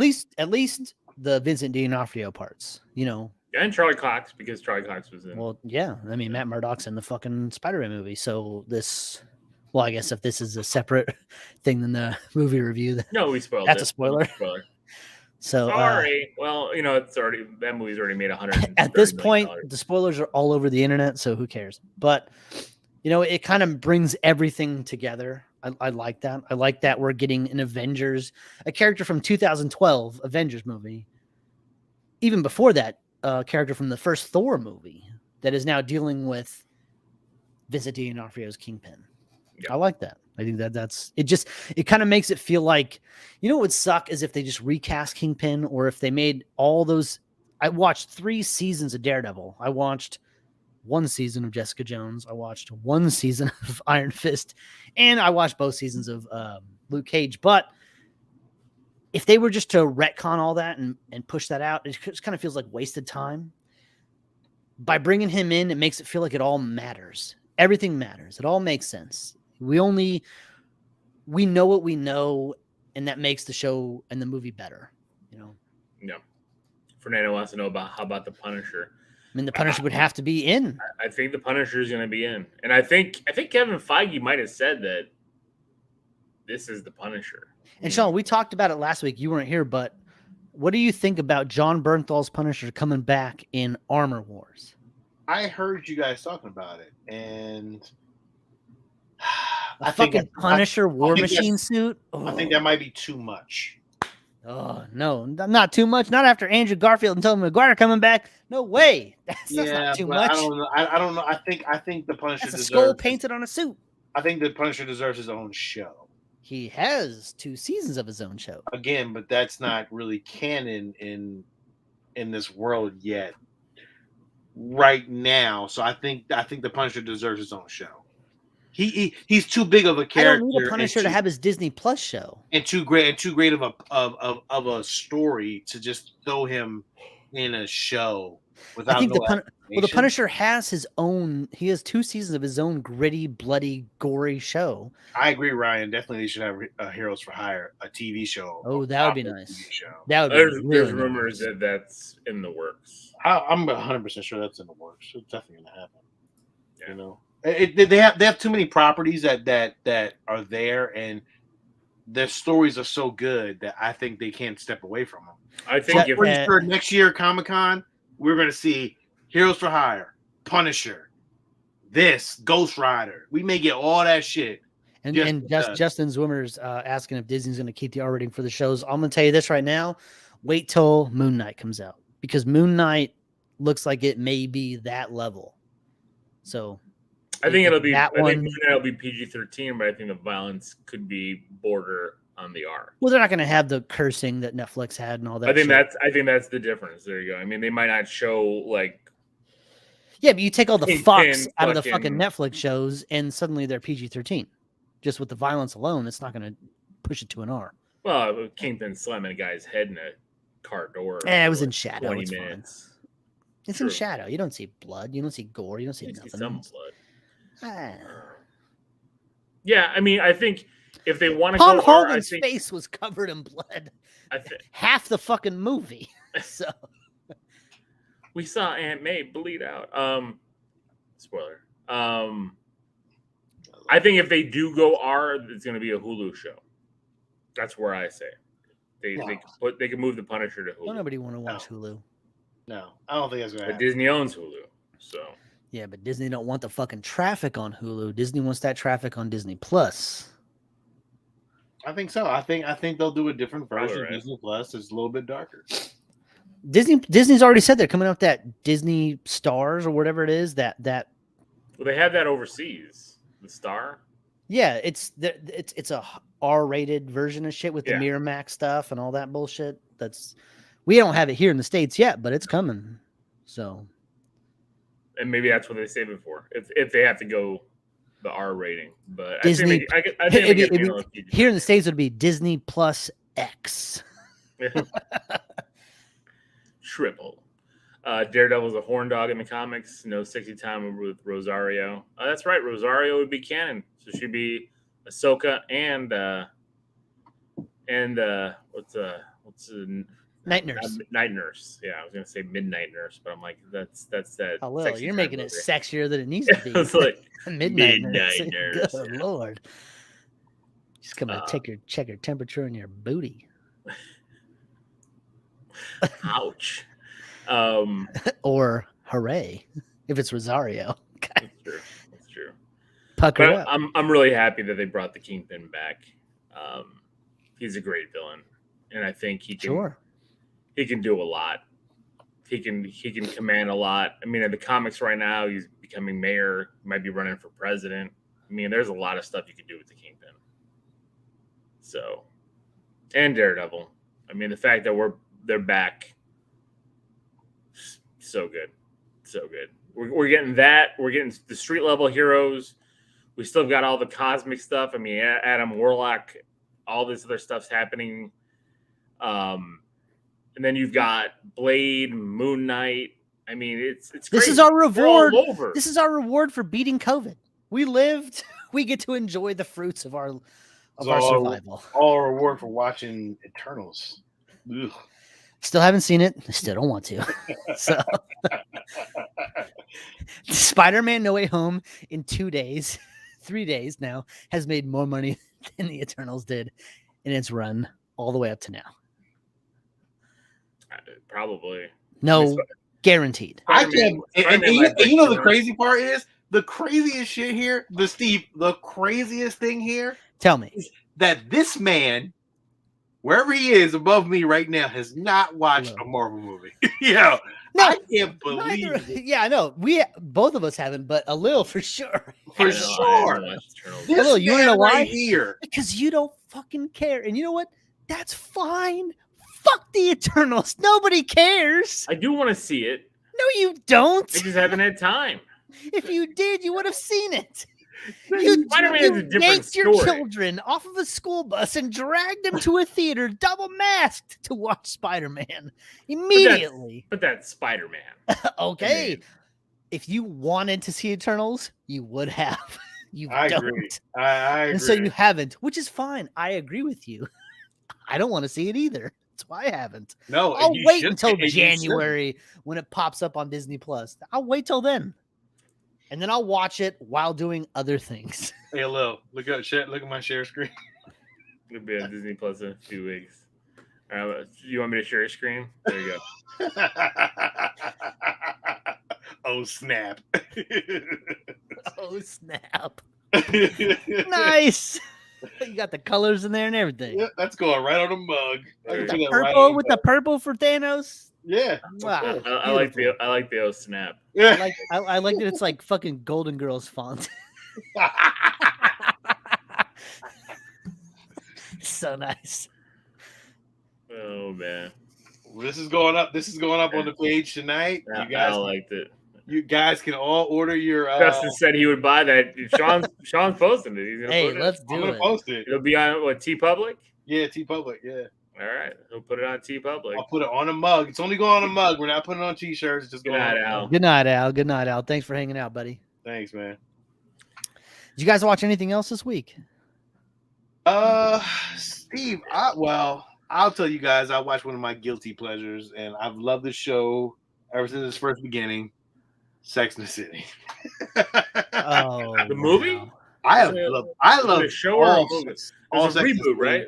The new show is called and then it happened or something like that. and something where it was. I watched it. It's good though. It's I have seen 0 seconds of Sex. Oh and my the City. god, man. Same here, Steve. Never It's- seen. Nothing. It's crazy. I love it None of though. it. I love it. I love it. I think it was great. I'm glad to watch it again. Yes, I watched The Witcher, and it is, Steve, 100 times better than the first season. I haven't seen it yet. I haven't watched it. I was out of town for 4 days this week for work. It is 100 times better than the first season. I love The Witcher. The story is great. Everything is in sync. I love it. It's not like it was where it jumped shit the season 1. I like This that one, though. I hated it. No, This I hated it at first until you realize what's happening. Then you fall in love. Yeah, I with it. realized what's happening, but now this one is just going through, and I love it. I'm in. Are you done? Yeah, I'm done. You finished it. Finished it. Fucking asshole with all this time on your hands. Good lord. I had too much time, man. It's way too much time. Way too much time. It's great though. I loved it though. You gotta watch it. It's good. Nice. I have. Season 2 of The Witcher, hero. I'm gonna watch it. I watched the first season. I like the first season. I'll watch it, but there's been other things to watch. So I didn't get home till Friday, so I had to watch Hawkeye, and then I started a new show, Sean. What? Which I think you'll love if you give it a shot. 3 episodes have dropped right now. Have I watched It's it? on HBO Max. It's called Station 11. Watched it. Sean, it's amazing. Sean, I isn't it great? It's so good. I'm digging it. It's so good. It's like it fits all of our fucking fears about this pandemic shit. Yeah. I love the fucking time jumps back and forth because it's not confusing like The Witcher was. Yep. It really explains itself. The world is set up beautifully. The acting is fantastic. Oh my god, it's good. And I like what's her name? The tall girl with the long neck. She's the girl from Terminator, and she was in something else I thought of today. I can't remember, but fantastic. Post-apocalyptic shit. This is right up there. I mean, you're talking about like caravans of people where they have horses dragging like Humvees in a caravan, like because there's no fuel, they can't drive, so they have, instead of carriages, they have these vehicles that are being dragged across by horses. It's fantastic. It's good. It's good. I like it. I'm in, Steve. I'm in. The music is great. I'm gonna keep watching it. I mean, again, I watch everything though. Like, so it's not like. I mean, did you watch it? Did you start watching Invasion yet? No, I'm waiting until it's all out. It's all out. It's all out. It is all out. Yeah. Yeah. Okay, I'll binge it. But is it binge? See, it's that fucking face that you make when Rachel's like, "What are we gonna watch?" And I'm like, she's like, "We want to watch Invasion." I'm like, Sean made this face. I don't know if we should watch it. Sean made this face. He made that face, the crinkly face with the one eye open. Yeah, that's all I can give you. I'm like, see, I don't want to watch something that makes me have that face. Yeah. Just not good, huh? I can't get usually when if I'm hyped about something, right. I can't give it to you. I can't say go watch it. It's not because you don't have all the time in the world like I have. Right. So I would tell you, don't waste your time. don't waste your time. Shit. Well, that's a rave review from Sean Hamilton. Yeah, you know what I would tell you to do? Waste your time watching Arcane again. Sean, I didn't even talk to you last week about it, but what? Oh my god. Like we were watching something else on the weekend and I looked at my wife and I was like, let's just watch Arcane again. I just want to watch that again. I just want more awesome shit in my life. Not this. My wife loved it. I fucking loved it. I can tell you right now, I know Rachel loved it.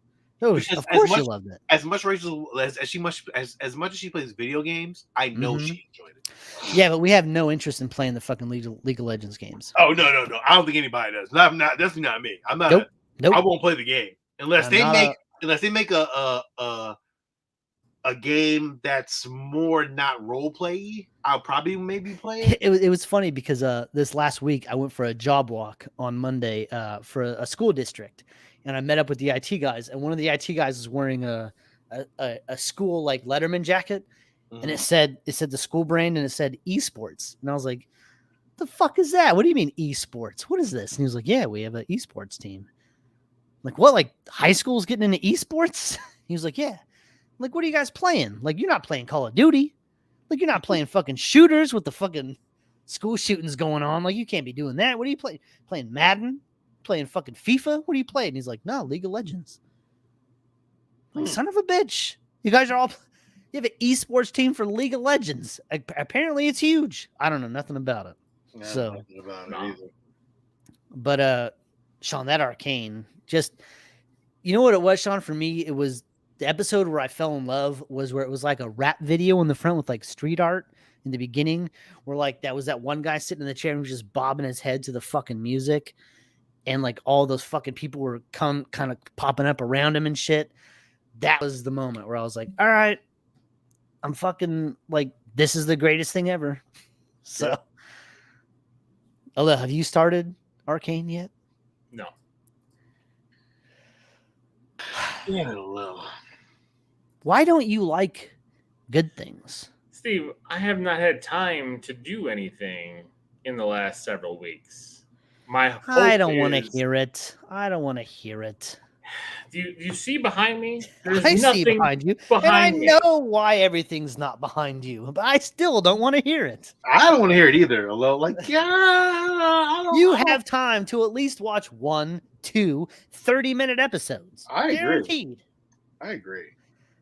But you know what? You know what scares me is that he watch it, he may not like it. Sean, impossible. You can't watch Arcane and not like it. If you watch Arcane and don't like it, then you are a weird person that doesn't deserve to. But remember, a little sometimes may not like honestly, a little may not even be able to watch it because it does have some sexy time in it. It has one episode where there's 4 minutes of sexy time, and it's intercut between all kinds of other shit, and not even any bits are shown.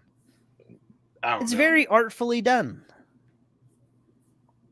Although guaranteed your kids have all seen worse. I can guarantee you. I guarantee. If they haven't seen it with you, they've definitely seen it without you. Probably at this point. I'm terrified about what my kids have seen without me. I'll tell you that right now. My kids say things every now and then where I'm like, how the fuck do you know about that? What are you even talking about? Too funny. No, I plan on watching it. My hope is that I can get through a lot of these shows in the next week or so. Haley Steinfeld plays the main character. Very good. Very cool. She's awesome in Hawkeye. She's awesome in Spider-Gwen. So I'll give it a shot. I want to watch that. I want to watch Witcher. We got Cobra Kai coming up. We got Boba Fett coming up. I mean, there's a lot of stuff coming up in the next week. No, you better watch Boba Christmas. Fett. I don't give a shit. I'm going to watch Boba Fett. We're going to talk about next week. Well, no. We're off the next Matrix week. Next week. We're off next week. Oh, are we not reviewing the Matrix? Saturday's Christmas Day. Are you going to record on Christmas Day? I don't care. I'm off work. I ain't doing shit. Not that night. I ain't doing nothing. I mean, okay, fine. I'll be home. The kids are gonna open their gifts in the morning.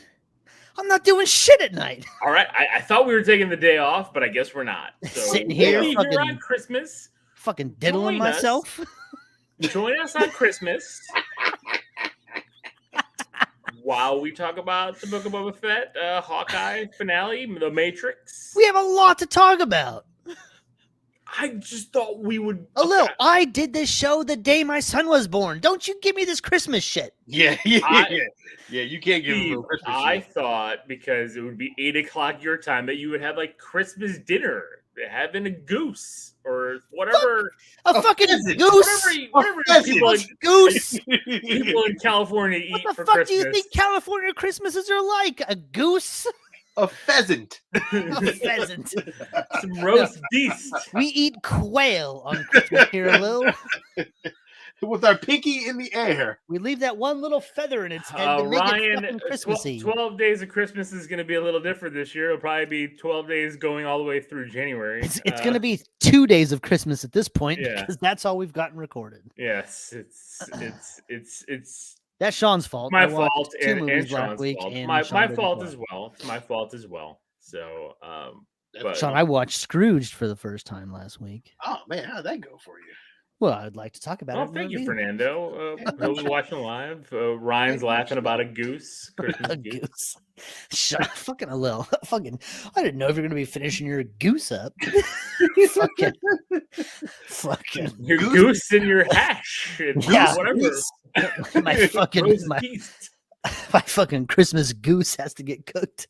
What are you, the white a tofurkey in California. That's true. Yeah, you eat tofu out there in California and fucking Fernando. Our weather is quite similar. Okay, so let's not get it twisted. So, all right. I guess we're going live next week for Christmas, which I wasn't planning, but okay. You got shit to do.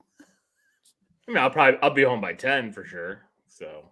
All right then. Well, what you complaining about? Shit.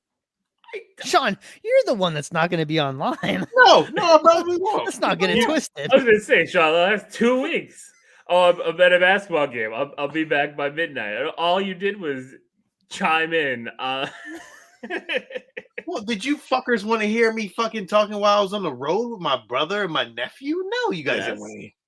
We're on the highway coming back from fucking Virginia, which is like almost a 3-hour drive back.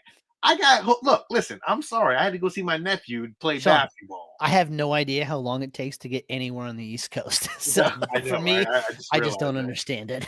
I'm sorry. For me, I also drove 6 hours to a job for the week, and I stayed in California. So, you know. Sorry. I think 6 hours would get me out of Illinois. I stayed in California the whole time. I might hit maybe Metropolis. Metropolis? Is there a real Metropolis? In Illinois, yeah. It's a very southern tip, yeah. They have a giant Superman statue there. Oh, but is the downtown, is it like big buildings or? No, it's like a small little town. It's a little piece of shit town. They do celebrate Superman down there. Piece of shit town. Little piece of shit town. Fucking shanty town. We're Metropolis. Fucking assholes. Look at this asshole from California eating his fucking tofurkey and goose for Christmas and talking shit about Metropolis. You guys got anything for the toy box? I do. I got some tapes today. Oh, look at you! I hit some little thrift stores on the way home from Spider-Man today, just to look and see what I could find. And I came across 1, 2, 3, 4, 5, 6, 7, 8, 9 tapes. Nice. And I spent less than $2. So, what can't go wrong with that? First tape on Tape Talk. Rush Hour. Nice. Got me Rush Hour. Love Rush Hour. I'm going to add to my comedy selection here. I still love this one. movie. I don't really love this movie, but I got artificial intelligence. A little Haley Joel Osment, little Spielberg action going on. That bad. I mean, it's not bad. It's just not good. It's long as fuck. It is long as fuck. I think that's my problem. It's so long, and it gets really bored down. Yeah. I got Dogma. Little Very Kevin nice. Smith action. Love me some Dogma. Love Dogma. This is a great movie. Little Chris Rock in there. Let's see, what else did I get? I love westerns. Didn't have this yet, so I got The Unforgiven. Very good. Nice. Clint Eastwood, fucking Morgan Freeman action going on. Great fucking movie. I love that movie.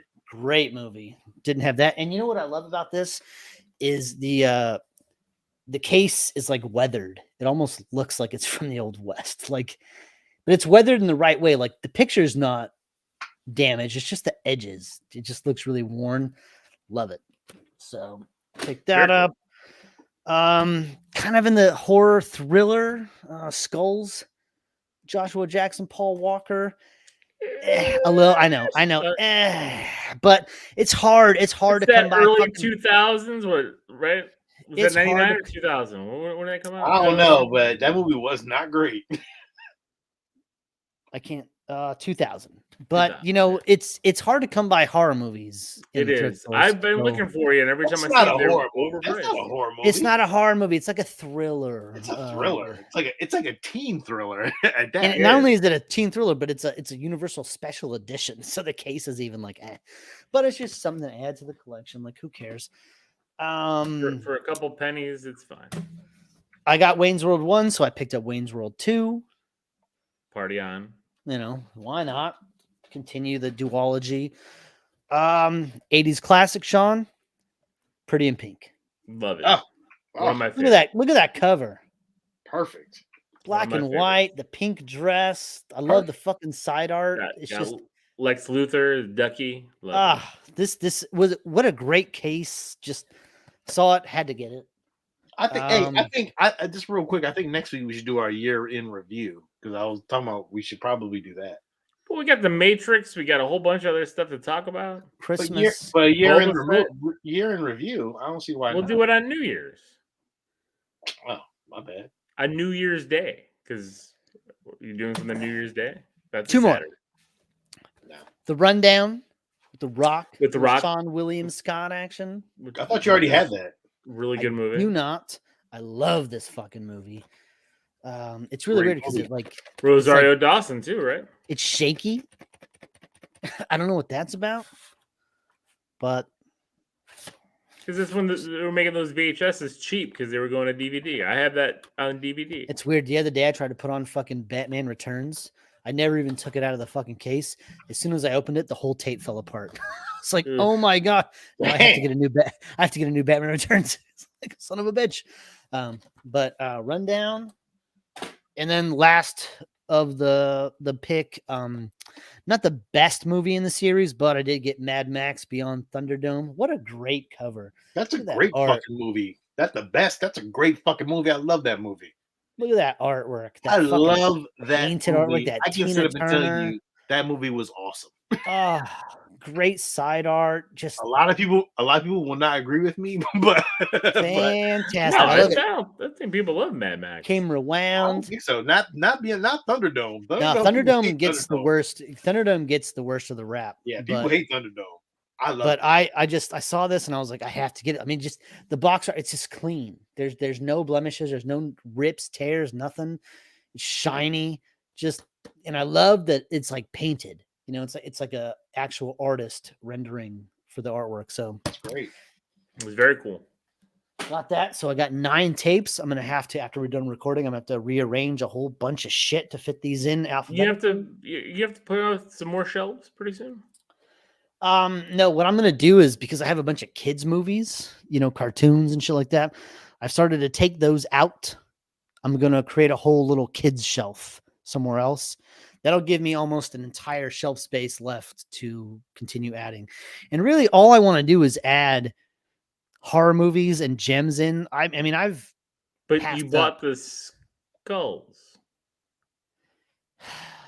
It's hard. It's hard out here for a pimp. Okay.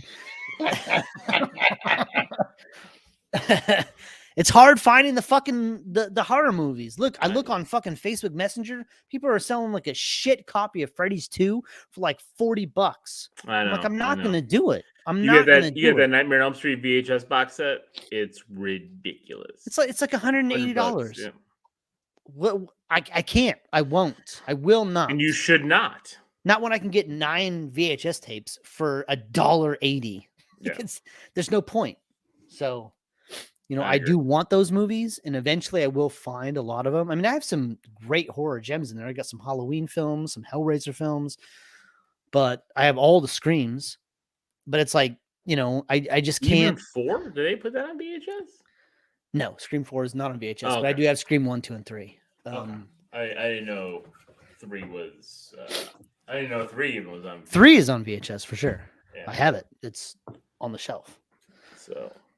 But I have I have Evil Dead 2, Army of Darkness. I mean, I have a lot of horror gems, but the nightmares, I have 0 Friday the 13th movies. None.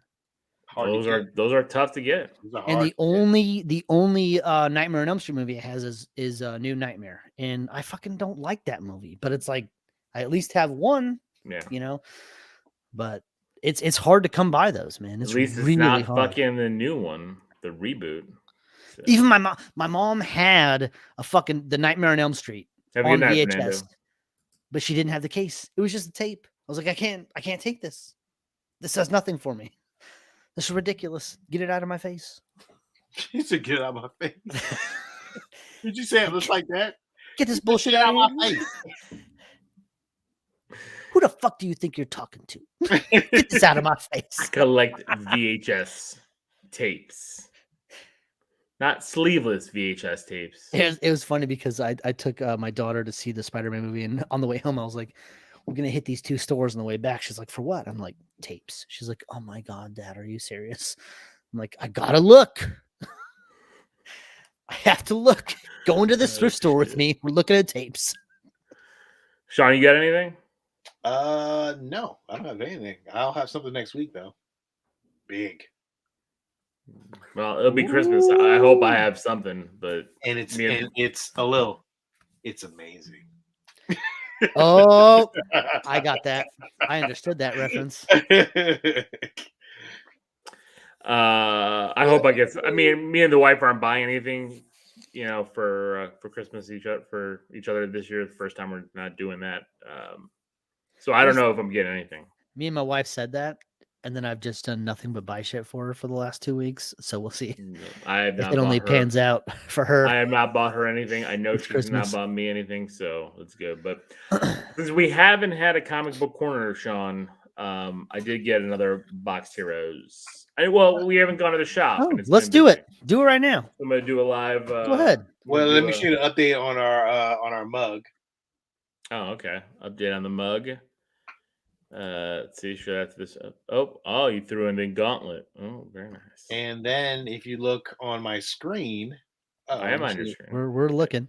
Wait, let me show you my. Oh, yeah. Share that. Hold on. Calm down. Sean, I had to figure out screen share last week for trailers. You did? was- How'd that go for you?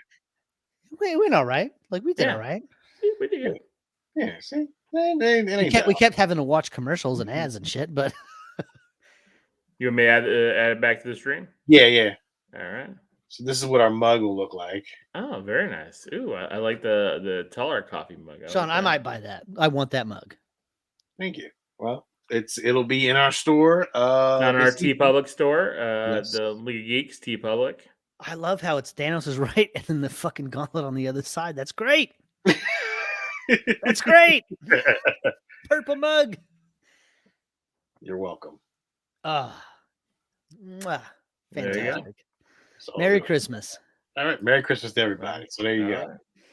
All right. Really So fun. what did I get for my blind buy? I got some stickers. I got a Simpsons Supreme sticker. Look at that, Bart Simpson.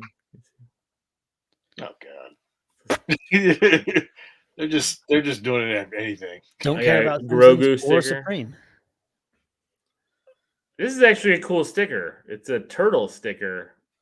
It's like a comic book. It says the ninjas from the deep New York sewers, like a horror comic.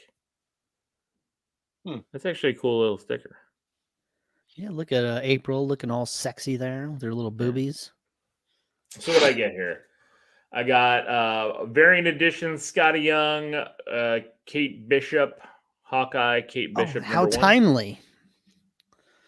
It's very relevant and current. I got the Punisher Armory number 2. Nothing special about that book. It's a cool cover. It is a cool cover. Cool Frank Castle. Another, I already had this book. Friendly Neighborhood Spider-Man number 12 with the iron spider suit. Got a lamp right there, so it's kind of glary. DC Comics, The Future's End Sinestro number 1 one-shot. And it's got a lenticular cover. You can see the different Sinestro. Let me see if you can see that. Yeah. DC book. Boo. DC book. Boo. Boo. Uncanny X-Men number 477. Another cool cover. I like that cover. Yeah. Nothing special with that book. It's artwork. The artwork's great. Eternals number 1 variant edition. Nobody cares about Eternals. Just put it Arthur down. Adams, but it's got Thor, I think Boulder on it. Let's see. Put it down. Put it down. All right, sorry. Oh, Sean, you picked this one up. All right. Well, now I've got a copy of it. Which one? Gunslinger Spawn, but this is the Kirkman variant. Oh, That's a nice cover. nice cover. Yeah. I got another. I didn't pick this variant up. House of Slaughter number 1. This is the Del Adara variant. I got that one. Yeah. Another DC book. DC. All-Star Batman. The Jacques variant. Oh, let me I'll see. take it. You can send it to me if you don't want Good it. cover. That's cool. From the DC Rebirth. And then Captain Marvel number 34 variant, but it's Marvel. Steve Marvel is on the cover. Yeah, there's still Brie Larson all over it. Wow. It's been Brie Larson. Breeze. So Breeze there you go. stamping on it. That was the Box Heroes. Nothing too special. I Is got that what you another do one on coming. Wednesdays? You just go through your books and Just talk about our books if there are any good ones. We talk about some You just some poo all over speculation. DC and Well, Lil poo poos all over DC, like always. I He always doesn't even buy DC books. Like I don't even understand why he doesn't. But it's not like the value of DC books is. I mean, there's value everywhere. I don't understand. It doesn't make any sense why he doesn't buy it. they're a major comic book company. Like there's two major comic book companies, Marvel and DC. Well, there's one major one and then one minor one. Oh my then... fucking god! Are you kidding me? Are you kidding me? Fuck you, Lil. Fernando wants you to share a link to the mug. If you could, I am. I'm working on it now. For some reason, I'm trying to get the color, but I will have it for you today. Okay. Easy. Easy. We'll post it. We'll post it on the page on the Facebook page that I don't like. But I will post it anyway. Hey Sean, I didn't talk to you last week, but do you have any of your elbows tattooed? No, that is the worst place ever to get Look a at tattoo. this. Why would you do that to yourself? Oh my god. It was so it hurt so much. Thanos was right. It was like the guy told me, he's like, well, I have this design planned out and it's gonna go on your elbow. And I was like, all right. And he's like, so we're gonna start with that. Son of a bitch. Like we have a 4-hour session set, and I'm gonna start with the elbow because that's gonna be the worst. He's a bastard. He is like, a big bastard for that. I was like, all right. And then he goes on the elbow. I was just like, no, he could have skipped over the elbow, dog. He could have made a way. Yeah, he could have made a way to go under that elbow. He said, look at that. That's a fucking Tim Burton swirl on that bitch. He's a bastard for that. He did that shit on purpose. He said a lot of shops won't even tattoo your elbow because the ink doesn't set unless you get it in there real good. Yeah. Oh my god, are you serious? And why did he do that? He had to do that to you, man. It was painful. But you know what? What's weird is that like all this, the top of the arm, it just felt like someone was scratching me, just like scratching me real lightly, easy, no problem. But after the elbow, and then of course we had to touch up the wrists and all this shit, which really sucked. It was this. It was the inside of the arm right here. It felt like somebody was just cutting me with a hot iron. I was beside myself. Like he was talking to me. He's like asking me questions, and I'm just holding my face and I'm just rubbing my head, just trying so hard not to move my arm. And I'm just like, I can't talk. It hurts so bad. But I'm just happy it's over. Is he done now? It's done. Well, this is all done, but I have to fill in from here. Don't to here. Don't. Yo, this right here. This right here. Don't do it, dog. Just let it go. It has to get filled in. It doesn't. It doesn't. It doesn't. I'm full all the way up to there. It does. This is gonna hurt. I warned you. I'm warning you. It's a blank space on an otherwise full. Going to fucking hurt. I am trying to give you warning. Will it hurt worse than the elbow and the wrist? Steve, it's gonna hurt. Okay, you know what? Listen. It hurts all the way. It all hurts. None of it feels good. If you're accessible to that pain, then you know what? Go ahead. Fuck you. Yeah, I just told you it's gonna hurt. You know, you do whatever you want. It's a temporary pain. I don't want to hear it. It's a temporary pain. It goes away. It's fine. Once it's over, it's over. All right. I do like having the wrist. I do like having the little full sleeve. Yeah, it's nice. It's a nice feeling to have it. But now I'm like, fuck, I gotta do this whole arm too. That's my arm. That's your comic book arm. Right? I need a little bit of real estate on there. Listen, you want me to keep this arm for you? Yes, please, man. Please, I got you, dog. I'll keep my right arm for Sean Hamilton. We will. I don't have to do the whole thing. Just give me a little bit of real estate on there. I ain't gotta do the whole thing. Just give me some real estate on there, man. I can put something tight on there. I got this right arm has a lot of real estate left. Have you seen my drawings that I've been doing lately? Like, Sean, I saw that Snoopy tattoo you just posted tonight. Like you're getting fucking clean with your shit. I like it. Thank you. Thanks, man. I try my hardest, man. That shit looked like it was like from the book. Like I love the Woodstock coloring. Yeah, thank you. With the black outlining, like it looked really good, like clean, very clean. You see a Dragon Ball Z one I did last week? Yeah, but I don't like anime, so like for me, it was like, I know. Yeah, a lot of people, a lot of people love anime, a lot of people don't, but I got a good Batman one for you. I'm definitely working on a Robin. Like, I want to put that there. So, but I got an idea of where I want to go because I think even if I don't want to use my original, I'd rather put a Jim Lee piece on. You know what I mean? Like something that like people know. Mm. I don't want to just use my own artwork because people are like, oh, you did that. Well, I have a plan for the elbow up on this arm. I have a solid plan for this. Right. But the right forearm, all this, like I only have this word. Other than that, it's prime real estate. So, and for what it's worth, like my What's the tattoo plan? artist for this, Yeah.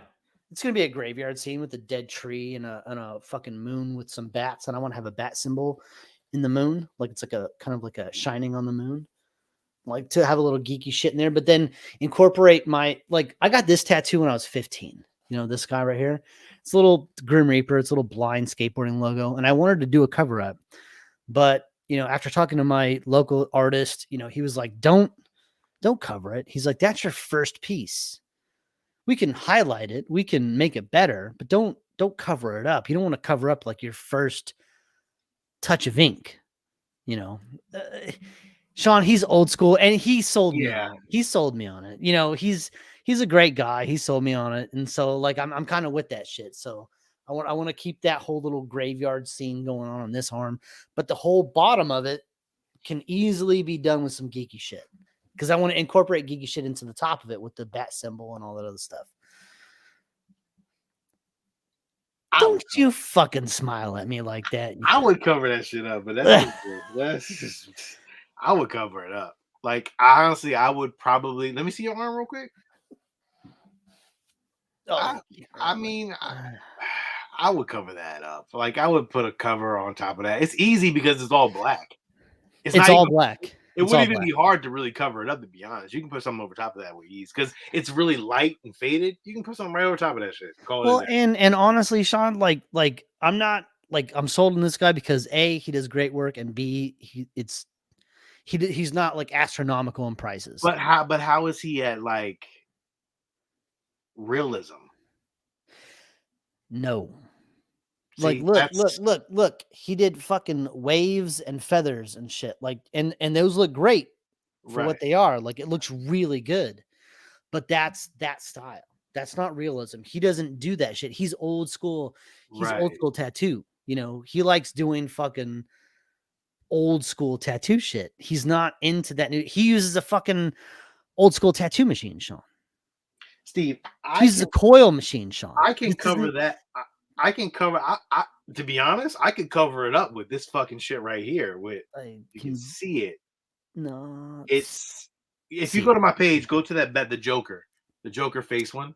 Like, I can cover it up with that with ease. Like that is. I can guarantee you that his coil machine hurts more than the new machines do. Oh, I'm 100% sure. I can guarantee you because his shading.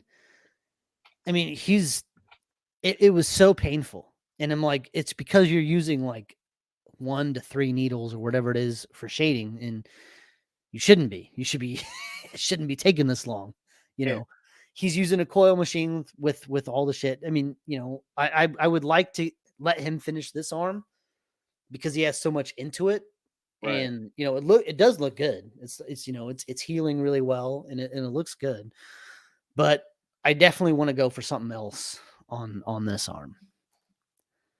Yeah. But it's the atmosphere though too, Sean. Like it's the atmosphere of the shop. Like he only does appointments. There's no walk-ins. So when I'm getting tattooed, there's nobody walking in asking questions. None of his homies are popping by and he's taking smoke breaks and none of that bullshit. Like I show up and we tattoo and that's it. Yeah, I don't take breaks at all. But like that Snoopy, how long did that take you? Like 45 minutes, an hour? Although I'm sharing a page real quick. I want to show Steve something real quick. But like I'm talking about a 4 to 6 hour session. Like this one right here. No breaks. I can cover that. I can cover that up with that. No, I like that. I like that Joker piece. With ease. I can cover that up because that area that you have black right here would that be all black. Mhm. I would cover that with black. Well, we and then talked about with the Robin, with the all that. with the capes and all that shit, just kind of Yeah. flowing over all that. Yeah. So I mean, it can be covered up. I mean, if you want to cover it up. There's that Snoopy piece I was talking about. Yeah. See that a little? It's nice. Little touch of yellow. Look at that. Yeah. And the Dragon Ball piece came out really good. Like I got other pieces I gotta post, but I haven't posted anything. But anyway, I don't see enough Marvel pieces for my liking. So Alil, you don't even have a tattoo. Alil, you know what's hard a little to get people to do that shit. I know. I'm just messing with you. Yeah. James, you wanted to know if there are any other better than Key Collector. I think Key Collector is the best, but you can go to Go Collect or GPA Analysis that are the other ones that I use for comics. So just wanted to throw that in there while they're talking tattoos. Sean, what's the most painful place you've been tattooed? That I have?